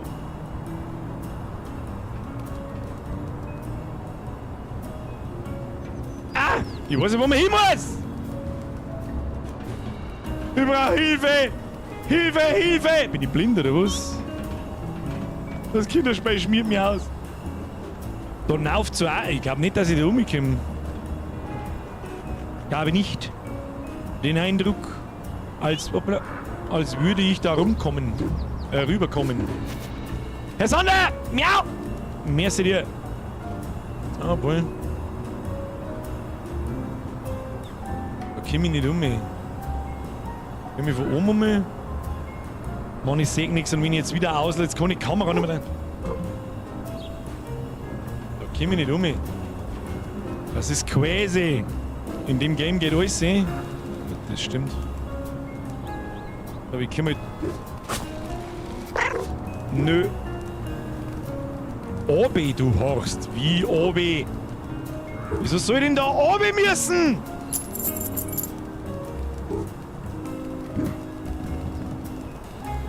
Macht überhaupt keinen Sinn. Wieso soll ich nicht da oben müssen? Auf, ich muss jetzt kosten. Zu den Blinkers, die du runtergeschmissen hast. Ja, aber... Da geht's doch nirgends weiter. Oder bin ich irgendwie blind?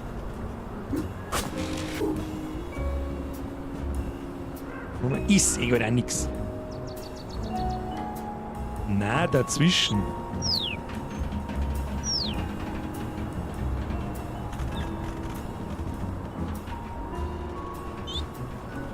Oh!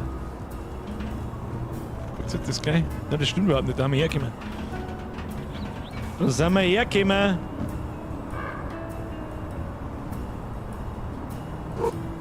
Warte mal, ich glaube, ich habe es jetzt so, glaube ich, schon verstanden. Haben wir da ja 3 Ebenen, nicht bloß 2. Hopp, rauf. So. Und jetzt da oben. Und dann da.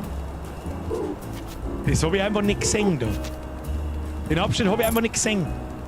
Oh, nicht ins Planschbecken. Wenn man das Planschbecken, bitte sagen wir, dass man das Planschbecken zerkratzen kann. Nein, noch nicht. Haben wir es schon? Tschüss. Gibt's da was? Da gibt's nichts. Und dann? Mal schnell was runtergeworfen. Dann können wir da.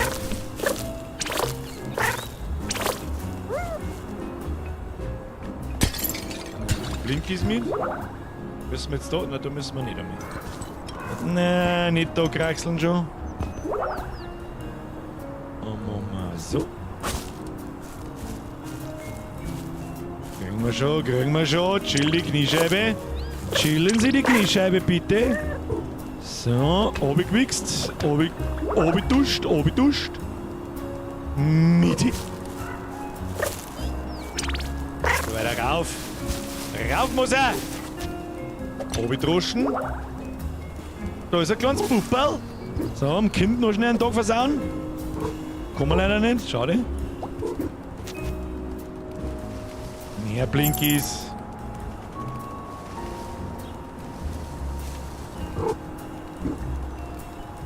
Wahrscheinlich da rauf. Ah!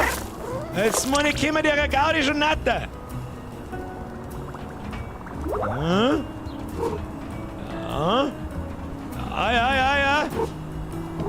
Ja, das schaut mal gut aus. Blinkies. Frage ist jetzt, wo da hin? Weiter auf oder gehen wir mal weiter auf? Nein. Ja. Das wollte ich nicht. Das wollte ich auch nicht. Das ist, glaube ich, das Einzige, was ein bisschen dem ganzen Spiel anzukreiden ist. Die Kameraführung ist teilweise zum Kotzen. Und die Steuerung beim Springen und so ist auch nicht so geil. Aber das ist ja nicht so schlimm. Das geht schon, das geht. Oh, erst einmal noch Farbe einmal runtertüdeln. Tschüss. Und tschüss. Und ein paar Taps einmal. Und dann passt das. Da müssen wir um mich, hä? Aber da komme ich nicht um mich.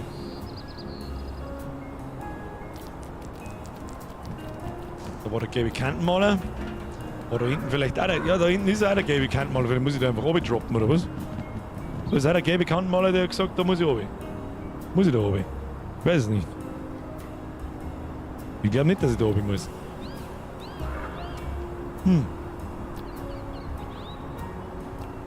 Wo ist der Chat, wenn man braucht? Und da bin ich gekommen, gell? Wir haben nicht mehr weit.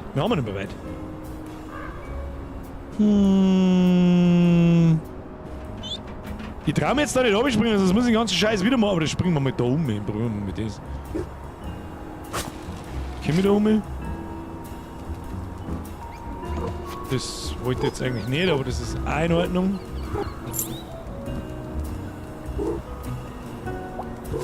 Ja, da den Rohrscheiß da. Ja. Ja. Und bloß die anderen Seiten schon wieder vergessen. Ja, nicht runterfallen jetzt da.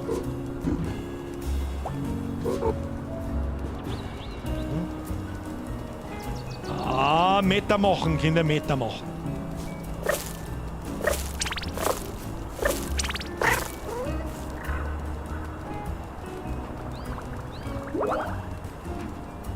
So, wie schauen wir aus? Haben wir wieder da? Ja! Flashbang! Ja. Oh. Oh. No. Jetzt darf ich mir einen Namen geben.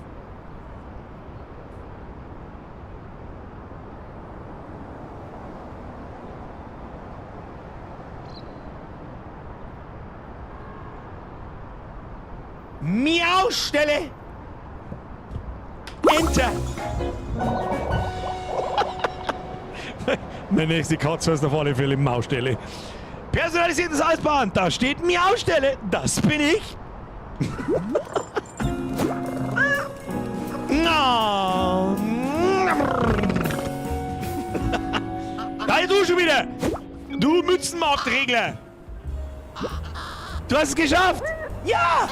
Und schau mal, mein Mensch hat mir ein Geschenk gegeben. Was steht da? Das ist mein Name. Moment mal, du hattest die ganze Zeit einen Namen? Denke schon, gefällt mir. Ich heiße Krähbert. Von Krähenstein der Dritte. Oh, soll ich dich lieber so nennen anstatt Krähe? Nein, ich bestehe sogar darauf, dass du es unterlässt. Ja, Tadia. Also, trennen sich hier unsere Wege. Was? Natürlich nicht. Du kannst uns alle jederzeit wieder besuchen kommen. Am besten legst du direkt los. Es gibt noch mehr Aufgaben für dich. Blinkies zu finden und tolle Krähenfreunde, denen du sie bringen kannst. Vogel! Der ist aber, der hat mich schon wieder probiert, dass er mich angescheißt. Ich sag, das ist. Ja, ich verstehe die Karte.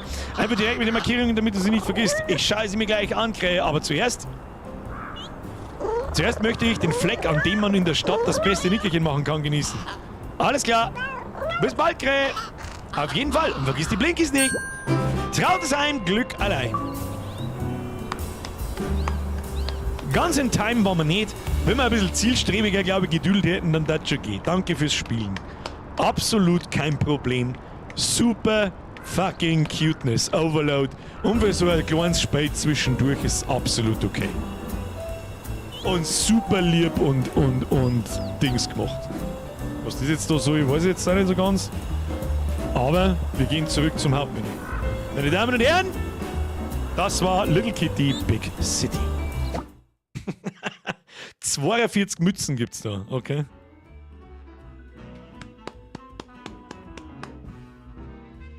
Geh noch ganz auf, bitte, ja, das haben wir jetzt übersehen.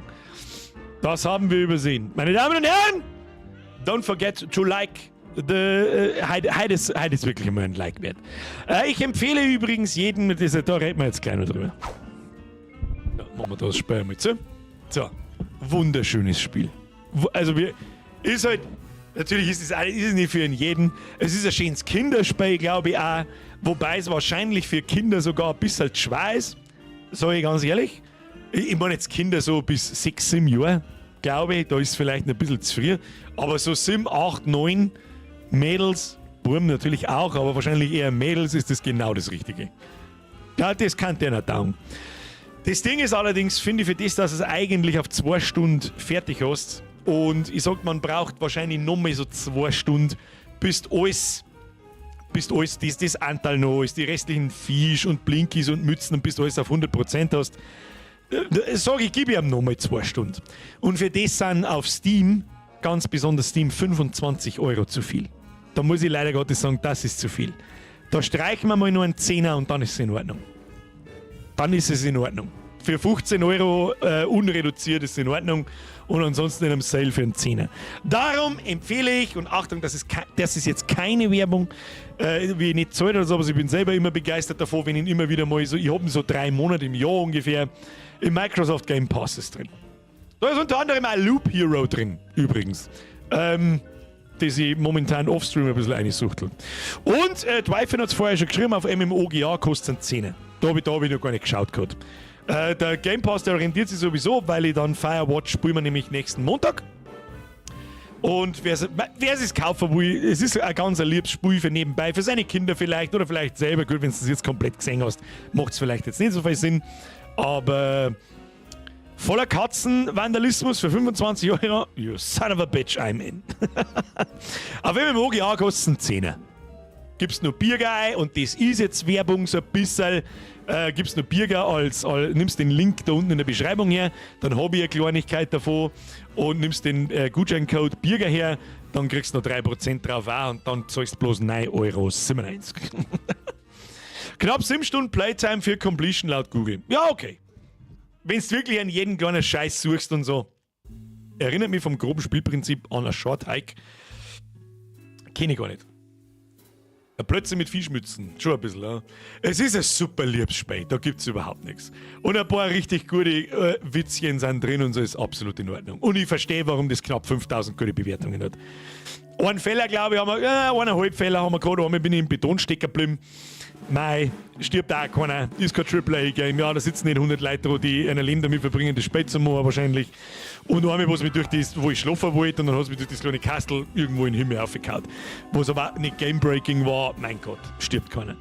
Und ansonsten, die Steuerung ist ein wenig futzelig, muss ich ganz ehrlich sagen, das mit dem Springer ist ein bisschen aber ansonsten ist alles drin, was man als Katzenliebhaber haben will. Man kann mounten, man kann schlupfen, man kann Sachen dreschen, man kann Leute ärgern und man kann einer Sachen klauen. Was möchtest du mehr? Bodo! Jetzt wird eine 6 Monate Kuss auf die Nuss. Eigentlich hätte der Schnurrbert heißen sollen. Ja, der heißt aber leider Maustelle. Miaustelle. Nein, nicht da, aber erst. Also, das hab ich nicht mehr gelesen. An alle Tippgeber, herzlichen Dank, aber am Schluss vom Stream ist die Verzögerung meistens so lang, dass ich mich noch nicht mehr auskenne, wann da, wo, wir, was war und so. Der Friedhofsgärtner schreibt, mit deinem Namen gibt's Rabatt auf Vandalismus. Warum wundert mich das jetzt nicht? Mich wundert es ehrlich gesagt auch nicht. Das Wichtigste ist, deswegen muss ich das als Werbung klassifizieren mit dem Link auf MMOGA da unten in der Beschreibung. Kostet für dich das Spiel auf MMOGA nicht mehr, aber ich krieg 10% von dem, was du zahlst, also €1. Wenn du das Spiel für einen 10er kaufst, krieg ich €1. Und ich darf MMOGA nicht weiterempfehlen, wenn manche Leute haben da doch Bedenken mit, das sind Keys und nicht, dass ich da irgendwie abgezockt werde oder sonst was. Ich glaube, ich kaufe da meine Spiele seit 10 Jahren. Und ich habe noch nicht einmal ein Problem gehabt. Sogar ganz im Gegenteil, ich habe mal was gekauft, was ich zurückgeben wollte. Und es ist einwandfrei gegangen. Ich habe einfach sofort wieder mein Geld gekriegt. Den Key darf natürlich nicht eingelöst sein, ist eh klar. Und dann hat nichts gefällt. Sonst würde ich es nicht empfehlen. Ich kaufe meine Sachen auch da. Weil ich nicht einsehe, dass ich für Spiele 90 € zahle. Ich sage das freiwillig, was ist. Sebian! Ja, Birger, kennst du das Spiel West of Loathing? Nein, das war echt Labos, ist ein saugutes und vor allem saulustiges Spiel. Gibt es das bei Steam? Oder warte mal, lass mich. Ich kann mir die Spiele alle nicht mehr beim Namen merken. Wahrscheinlich, wenn ich jetzt einen Screenshot sehe, habe ich schon mal was davon gesehen. West of Loathing. Ich kenne Fear and Loathing in Las Vegas. Nein, kenne ich nicht. Nein, das kenne ich nicht. Lass ich einmal auf, schau ich mal an. Was ist denn das wieder? Oh, ist das so eine Rundenstrategie-Ding oder was ist denn das wieder? Item and Roll Skull Chips. Wie das schon wieder ausschaut. Aber auf die Grafik darf man bei Indie-Games nichts geben, das ist das Wichtigste. Hashtag Werbung. Richtig. Sebian, merci dir. Schluss mit den Donates jetzt. Das war im Juli bis jetzt sauber narrisch. Jetzt ist schon wieder eine verdammte Woche vorbei, Alter. Es ist so narrisch, wie Zeit vergeht, ich kann es nicht anders sagen. An alle, die noch da sind, die Sommerpause steht vor der Tür. Wir sehen uns noch genau 2 Wochen lang. Nächste Woche, übernächste. Ich kann es kaum fassen. Ich kann es nicht fassen, es war doch eigentlich gerade erst Sommerpause. Es war doch gerade erst der DayZ-Server. Es war doch gerade erst so, fuck, wir haben ein absolutes Spieleloch. Jetzt probieren wir mal Simulatoren aus. Das war doch gerade erst. Jetzt ist fucking Mitte Juli. Was zur beschissenen Hölle ist denn eigentlich los? Time flies. Genau so schaut's aus. Herpa! Kommen Sie gut ins Bett. Gute Nacht. Merci fürs Zuschauen. Das gute alte Fledermausland. Ja, ich habe meinen Anwalt bei mir. Wann war der Urlaub-Recap-Stream? Der Urlaub-Recap-Stream, den hat es letztes Jahr nach der Sommerpause nicht gegeben, weil ich da nichts aufgenommen habe. Ich werde auch übrigens dieses Jahr im August wahrscheinlich nichts aufnehmen, vielleicht ein paar Unterwassersachen und so weiter. Und wenn es was zum Herzen gibt, dann zeige ich es her. Aber ich glaube, dass ich die Kamera liegen lassen werde und einfach völlig losgelöst meinen Urlaub genießen werde. Ja? Weil für genau das ist die Sommerpause da, um wieder Elan zu tanken, um mal weg von dem Kasten zu kommen. Und wenn ich da wieder jeden Tag in der Früh aufstehe und schon das Überlegen anfange mit, was kann man heute aufnehmen, was zum Herz sagen, keine Ahnung, bla bla bla, dann ist das kein Urlaub. Ja? Das ist jetzt, da geht jetzt keine Welt nicht unter, so ist es nicht, aber es ist kein Urlaub. Ich hoffe, das ist einigermaßen verständlich. Was hört man eigentlich von Lords of the Fallen? Da bin ich mir nicht hundertprozentig sicher, Elektriker, was ich da verhalten soll. Es muss sich nämlich immer mit Elden Ring messen und ich fürchte, da habe ich eine schlechte Nachricht für Lords of the Fallen. Mach mal einen Monat nix, gönn dir. Das mache ich seit 7 Jahren. Das mache ich seit über 7 Jahren, eigentlich seit 9 Jahren, dass ich mir meinen Haupturlaub in der Arbeit für 3 Wochen auf. Wer kriegt denn da herin 3 Wochen Urlaub? Oder fangen wir andersrum, wer kriegt da herin nicht am Stück 3 Wochen Urlaub, weil es nicht geht? Ich finde, das ist bei mir schon sehr wertvoll, dass ich 3 Wochen einfach tschüss dann. Und da kann man nur oft einmal einen Tag früher dranhängen und einen Tag länger dranhängen und dann ist es fast ein ganzer Monat. Der Kevin kriegt keinen, okay. Da muss es mehr geben. Weil ganz ehrlich, ich kenne nicht recht viele, die 3 Wochen Urlaub am Stück irgendwann kriegen. Hier so zwei maximal 2,5 ist so das höchste der Gefühle. Und für das bin ich. Und drunter fangen wir nicht an.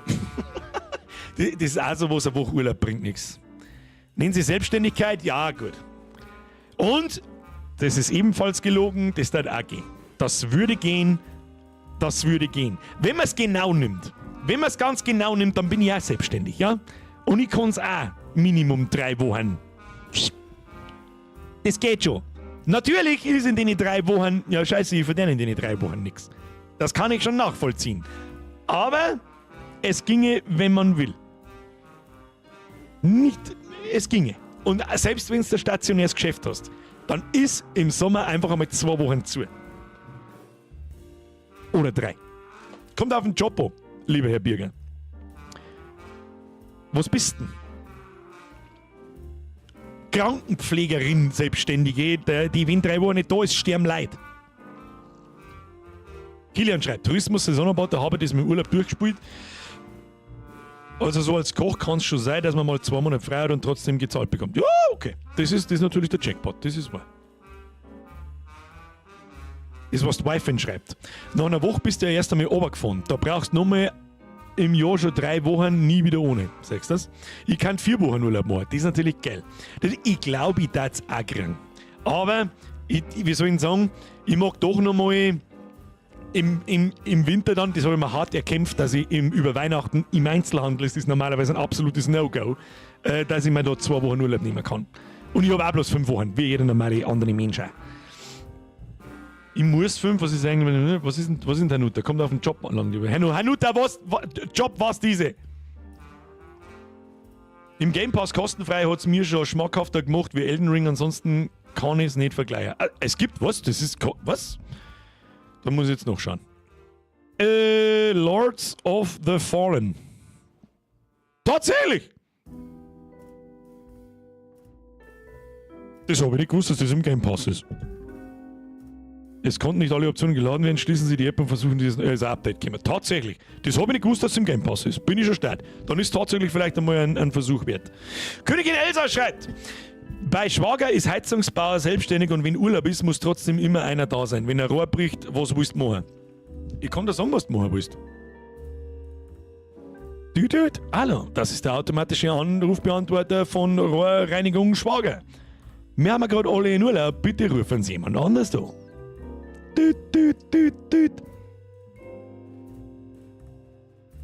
It is what it is. Aber ja, ich kann es schon nachvollziehen. Wenn man sein eigener Chef ist, der ich auch bin von mir selbst, dann fühlt sich schon kreislig an. Aber 3 Wochen Urlaub haben, fühlt sich noch viel besser an, wie das überwiegt, das Gutfühlen dem kreislich anfühlen. Und ja, der Friedhofsgärtner, was soll ich hier erst sagen? Ja gut, das stimmt. Du kannst kurz die Fix, das Herz mir auf zum Sterben, ihr Trottel. Ich bin jetzt... Hier, ruf mich in 2 Wochen noch mal an. Der Luther schreibt, ich würde gerne schreiben, was passiert, aber Judith setzt einen Riegel davor. Was? Das gibt's ja nicht. Der Herr Schwarz schreibt, bin Kfz-Mechatroniker und bei uns ist immer die Hölle los. Vor allem im Herbst und Frühling ist es unmöglich, Urlaub zu bekommen, da alle zum Reifenwechseln kommen. Ja, das ist... ehrlich. Flissar schreibt, ich möchte gar nicht mehr als 3 Wochen am Stück Urlaub haben, sonst fällt mir die Decke auf den Kopf. Dann hast du keine Hobbys. Sag jetzt einfach so direkt, wie es ist. Ich kann 5 Monate Urlaub haben und mir da die Decke nicht auf den Kopf. Mir fällt schon was ein. Der Alex schreibt, als Lokführer kann man mal 3 Wochen Urlaub bekommen, ist aber nicht gerne gesehen. 2 Wochen ist der Stand. Als Lokführer habe ich 35 Tage Urlaub im Jahr zum Verplanen. Ich kann es nur jedem empfehlen, die 3 Wochen, wie ich das erste Mal gemacht habe, vor... Ich weiß nicht wie viele Jahre, aber noch nicht allzu lang. Ich glaube vor 4 Jahren, vor 5 Jahren das erste Mal, mir die 3 Wochen erbettelt habe. Du brauchst eine Woche, bis du überhaupt dein Hirn kapiert, dass du im Urlaub bist. Bis du daran gewohnt hast, so mit aufstehen, wenn du willst, da was du willst, ins Bett gehen, wenn du willst, tun, was du willst, wann du willst. In der zweiten Woche fängt es an, im Laufe der zweiten Woche fängt es an, dass du tiefenentspannt wirst, dass du runterkommst und herunten bist und was davon eine Zeit hast, dass du herunten bist. Und wenn du dich dann daran gewohnt hast in der zweiten Woche, so, wow, leck, jetzt ist es richtig geil. Dann hast du meistens noch genau das Wochenende, bis die Arbeit wieder losgeht. Und da dann noch eine Woche haben, ist der unbezahlbar geilste Scheiß, auf den ich jemals gekommen bin und den ich mir jemals erbettelt habe. Und da bin ich 4 Wochen nicht da, das weiß ja jeder. Ich bin dann den ganzen August übrigens nicht da. Keine Streams, keine Videos, keine Shorts, sagen wir es mittlerweile ja so. Kein gar nichts. Ich bin natürlich einmal im Discord. In der ersten Woche spiele ich natürlich auch ein bisschen am PC umeinander. Aber dann fliegen wir fort, weil die Frage immer wieder kommt, wir fliegen nach Griechenland. Und dann weg von dem Kasten. Ja? Weil meine normale Arbeit und das hier, ich sitze den ganzen Tag vor dem Kasten, das ist die einzige Möglichkeit, wo ich runterkommen kann, weg damit und blub. Und 4 Wochen dann hiervon eine Pause. Erstens, im August ist kein Schwanz da. Seien wir uns ehrlich, ich mag nicht da herinsitzen bei 40 Grad, sage ich freiweg, was ist. Und ich möchte euch das nicht anschauen bei 40 Grad, sage ich euch auch, was ist. Und da freuen wir uns doch alle lieber auf den, wann bin ich wieder da? 2. September, na was? Doch, 2. September, Montag bin ich dann wieder da. Und heute in 2 Wochen ist der letzte Stream. Das heißt, wir sehen uns dann in 6 Wochen wieder. Und nächste Woche natürlich und übernächste Woche. Ich nehme nie mehr als 2 Wochen am Stück, kann mehr, aber dann gelangt nicht, um das restliche Jahr zu überbrücken. Sebian, das ist die Kehrseite dieser Medaille. Ich habe 3 Wochen im Sommer, 2 Wochen an Weihnachten und 1 Woche an meinem Geburtstag.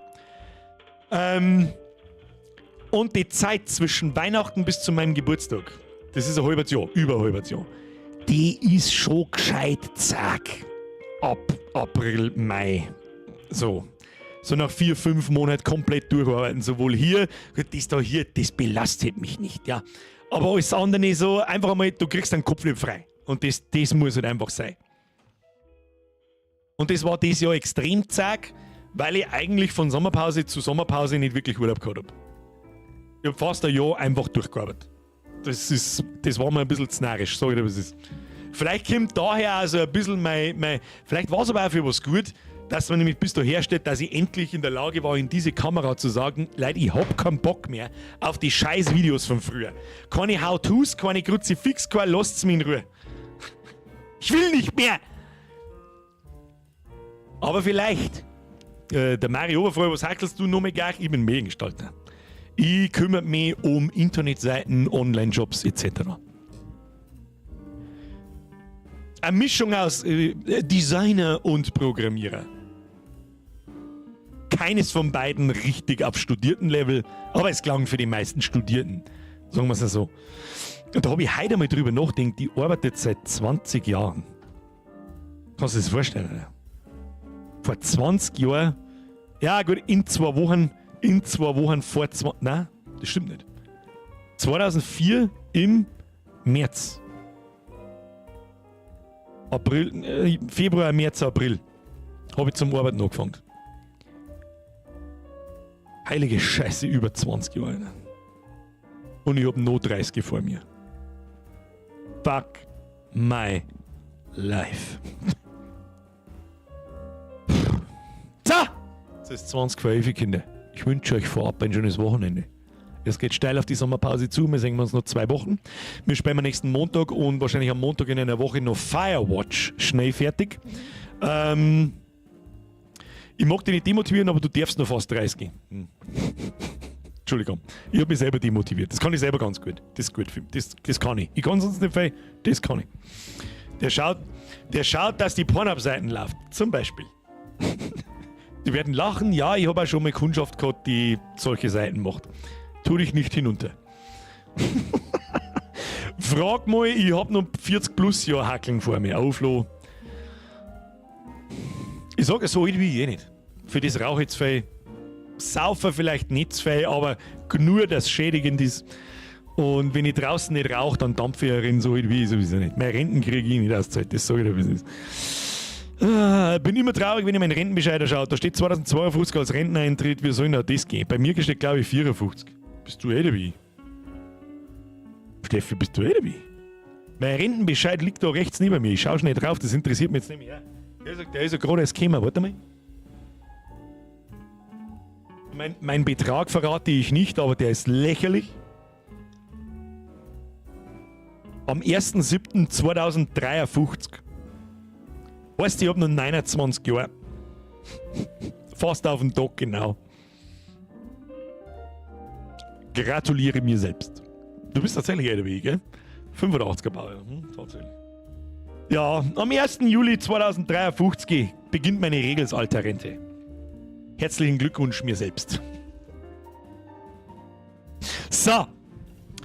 Meine Damen und Herren, Kuss auf die Nuss. Danke fürs Zuschauen. Liken nicht vergessen an den Nachschau-Squad. Schöne Grüße. Ich hoffe, Sie hatten Spaß. Es war ein super liebes Spiel. Mal was anderes zwischendurch, mal was Gemütliches. Haben wir eigentlich nur Gemütliches angespielt. Wir sehen uns nächsten Montag mit Firewatch und nächsten Mika weiß ich ehrlich gesagt noch nicht, was wir deren. War ich scroll einmal durch den Game Pass und schau, was es da so gibt. Ansonsten Vorschläge ab in den Discord. Herzlichen Dank dafür. Es war mir ein Fest. Ich hoffe, Sie hatten Spaß. Ich hatte Spaß. Ein Miau und ich wünsche eine gute Nacht. Danke für die ganzen Donations heute. Wie fucking immer. Heute ist aus, Gott sei Dank. Ich wollte fast schon sagen, ausnahmsweise, aber nicht ganz so aus dem Ruder gelaufen. Der arme Danke dafür. Chill die Kniescheibe. Die letzten 2 waren völlig insane. Ich weiß nicht, was mit euch los war. Danke an die ganzen neuen Mitgliedschaften. Da waren heute einige dabei. Welcome to the Squad. Kriegst du nochmal die Tröte, pass auf. Und die ganzen alten Mitglieder kriegen die Doppeltröte. Das war fast eine 2,5-fache Tröte. Und jetzt schaut's, dass Lang gewinnt. Ich tue jetzt vielleicht noch eine Stunde Elden Ringen. Schauen wir mal, da habe ich noch ein neues Gebiet gefunden. Und dann sehen wir uns am Montag. Am Montag. Vorab ein schönes Wochenende. Hauen Sie hinein. Ich wünsche Ihnen was. Gute Nacht. Wir schauen. Miau. Miau still. Hashtag gutes altes Strapse. Renn damit.